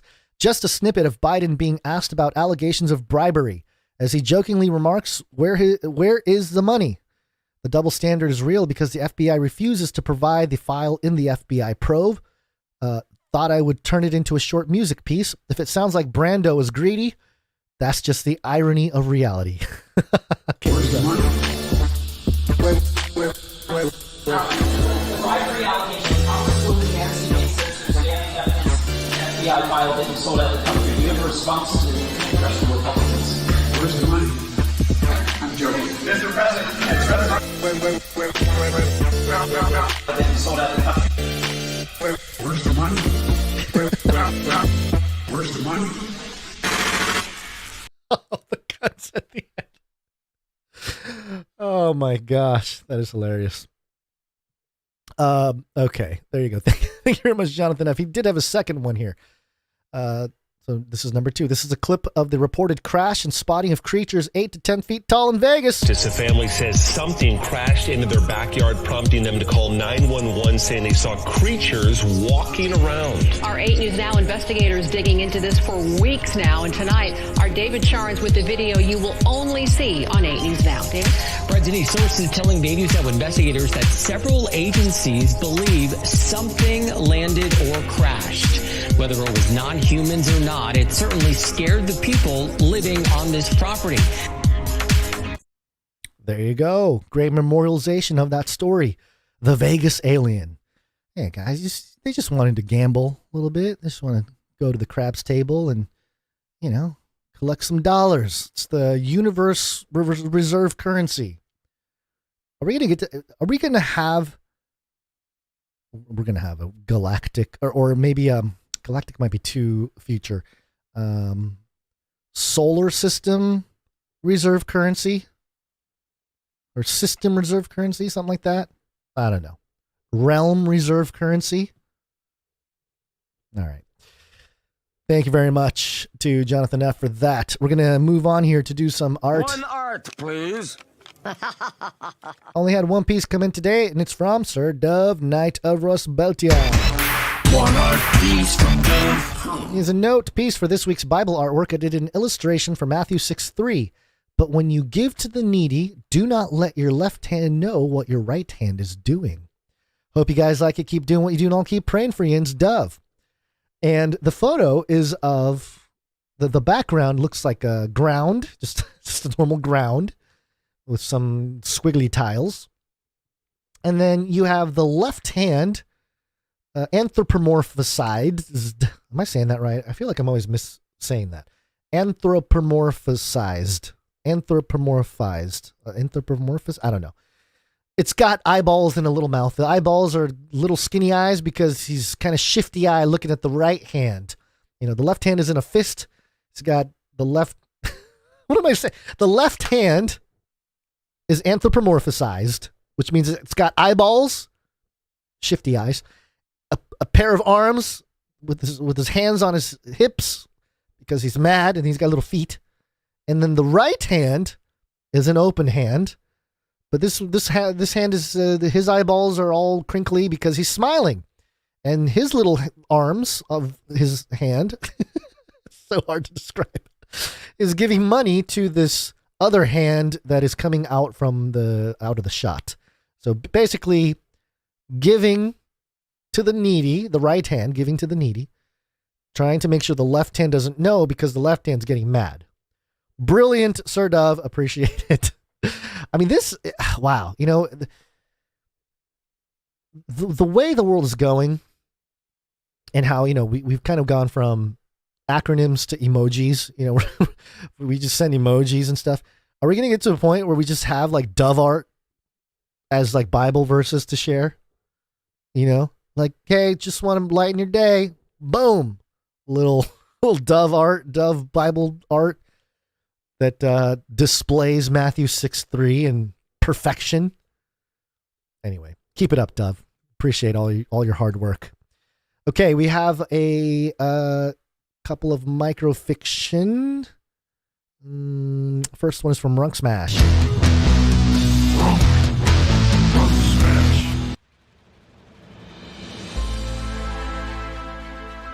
Quickly pulling his bandana down to make a makeshift mask, he charges for the doorbell. He charges for the door to the small apartment and unlocks it, entering a dimly lit hallway. He skulks around the halls of the ward, looking for a way out, his leg throbbing from his leap.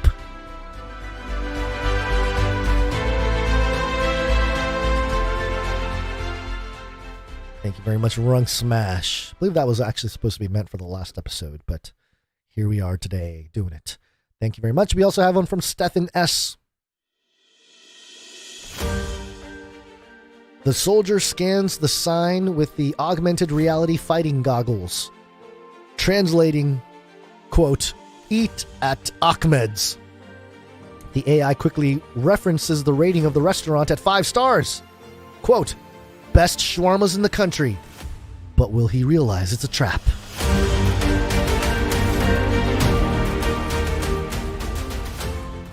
I love it when the music fits right in with the with the lines. Thank you very much, Stephen S. And of course, that has to do with the story that he attached to it, the Washington Times article. I believe we brought this, it must have been a while ago. Building a Superhuman, Focus on Mind, Body, and Soul Drives Evolution of America's Warfighters. Yeah. Did we cover this? I feel like we covered it. I don't remember now. But there you go. Yes, that's a great microfiction for that. Also, we want to thank our producers who come in with their time, starting with the Clippies. Clippy on those videos. Thanks. Hemsworth, Fayliver, and Jolms, Laura, thank you very much for continuing the Clips channel. Actually, I'm not I haven't really checked up on it, so I will do that the next couple days to see how all that's going. I know there was a little bit of a stall with some YouTube stuff, and we had some issues. So, but I know they're going to be on it. So thank you very much to all of you who have volunteered your time to contribute to the Clips. And that wouldn't be possible without the time stampers. Timestamp, it's hard work. Timestamp. Yeah, time stampers, a very important job. They stamp the time of the episode. And that means, you know, if you have the timestamps in front of you, you can skip to certain spots of the articles and everything else. You can do it right there. Last episode 631, was done by Jade Bouncerson. Thank you very much, Jade, for your continued support and also your help. I really appreciate Jade because Jade actually, you know, when there's other people and there's new people that want to do timestamps, Jade Bouncerson is right there.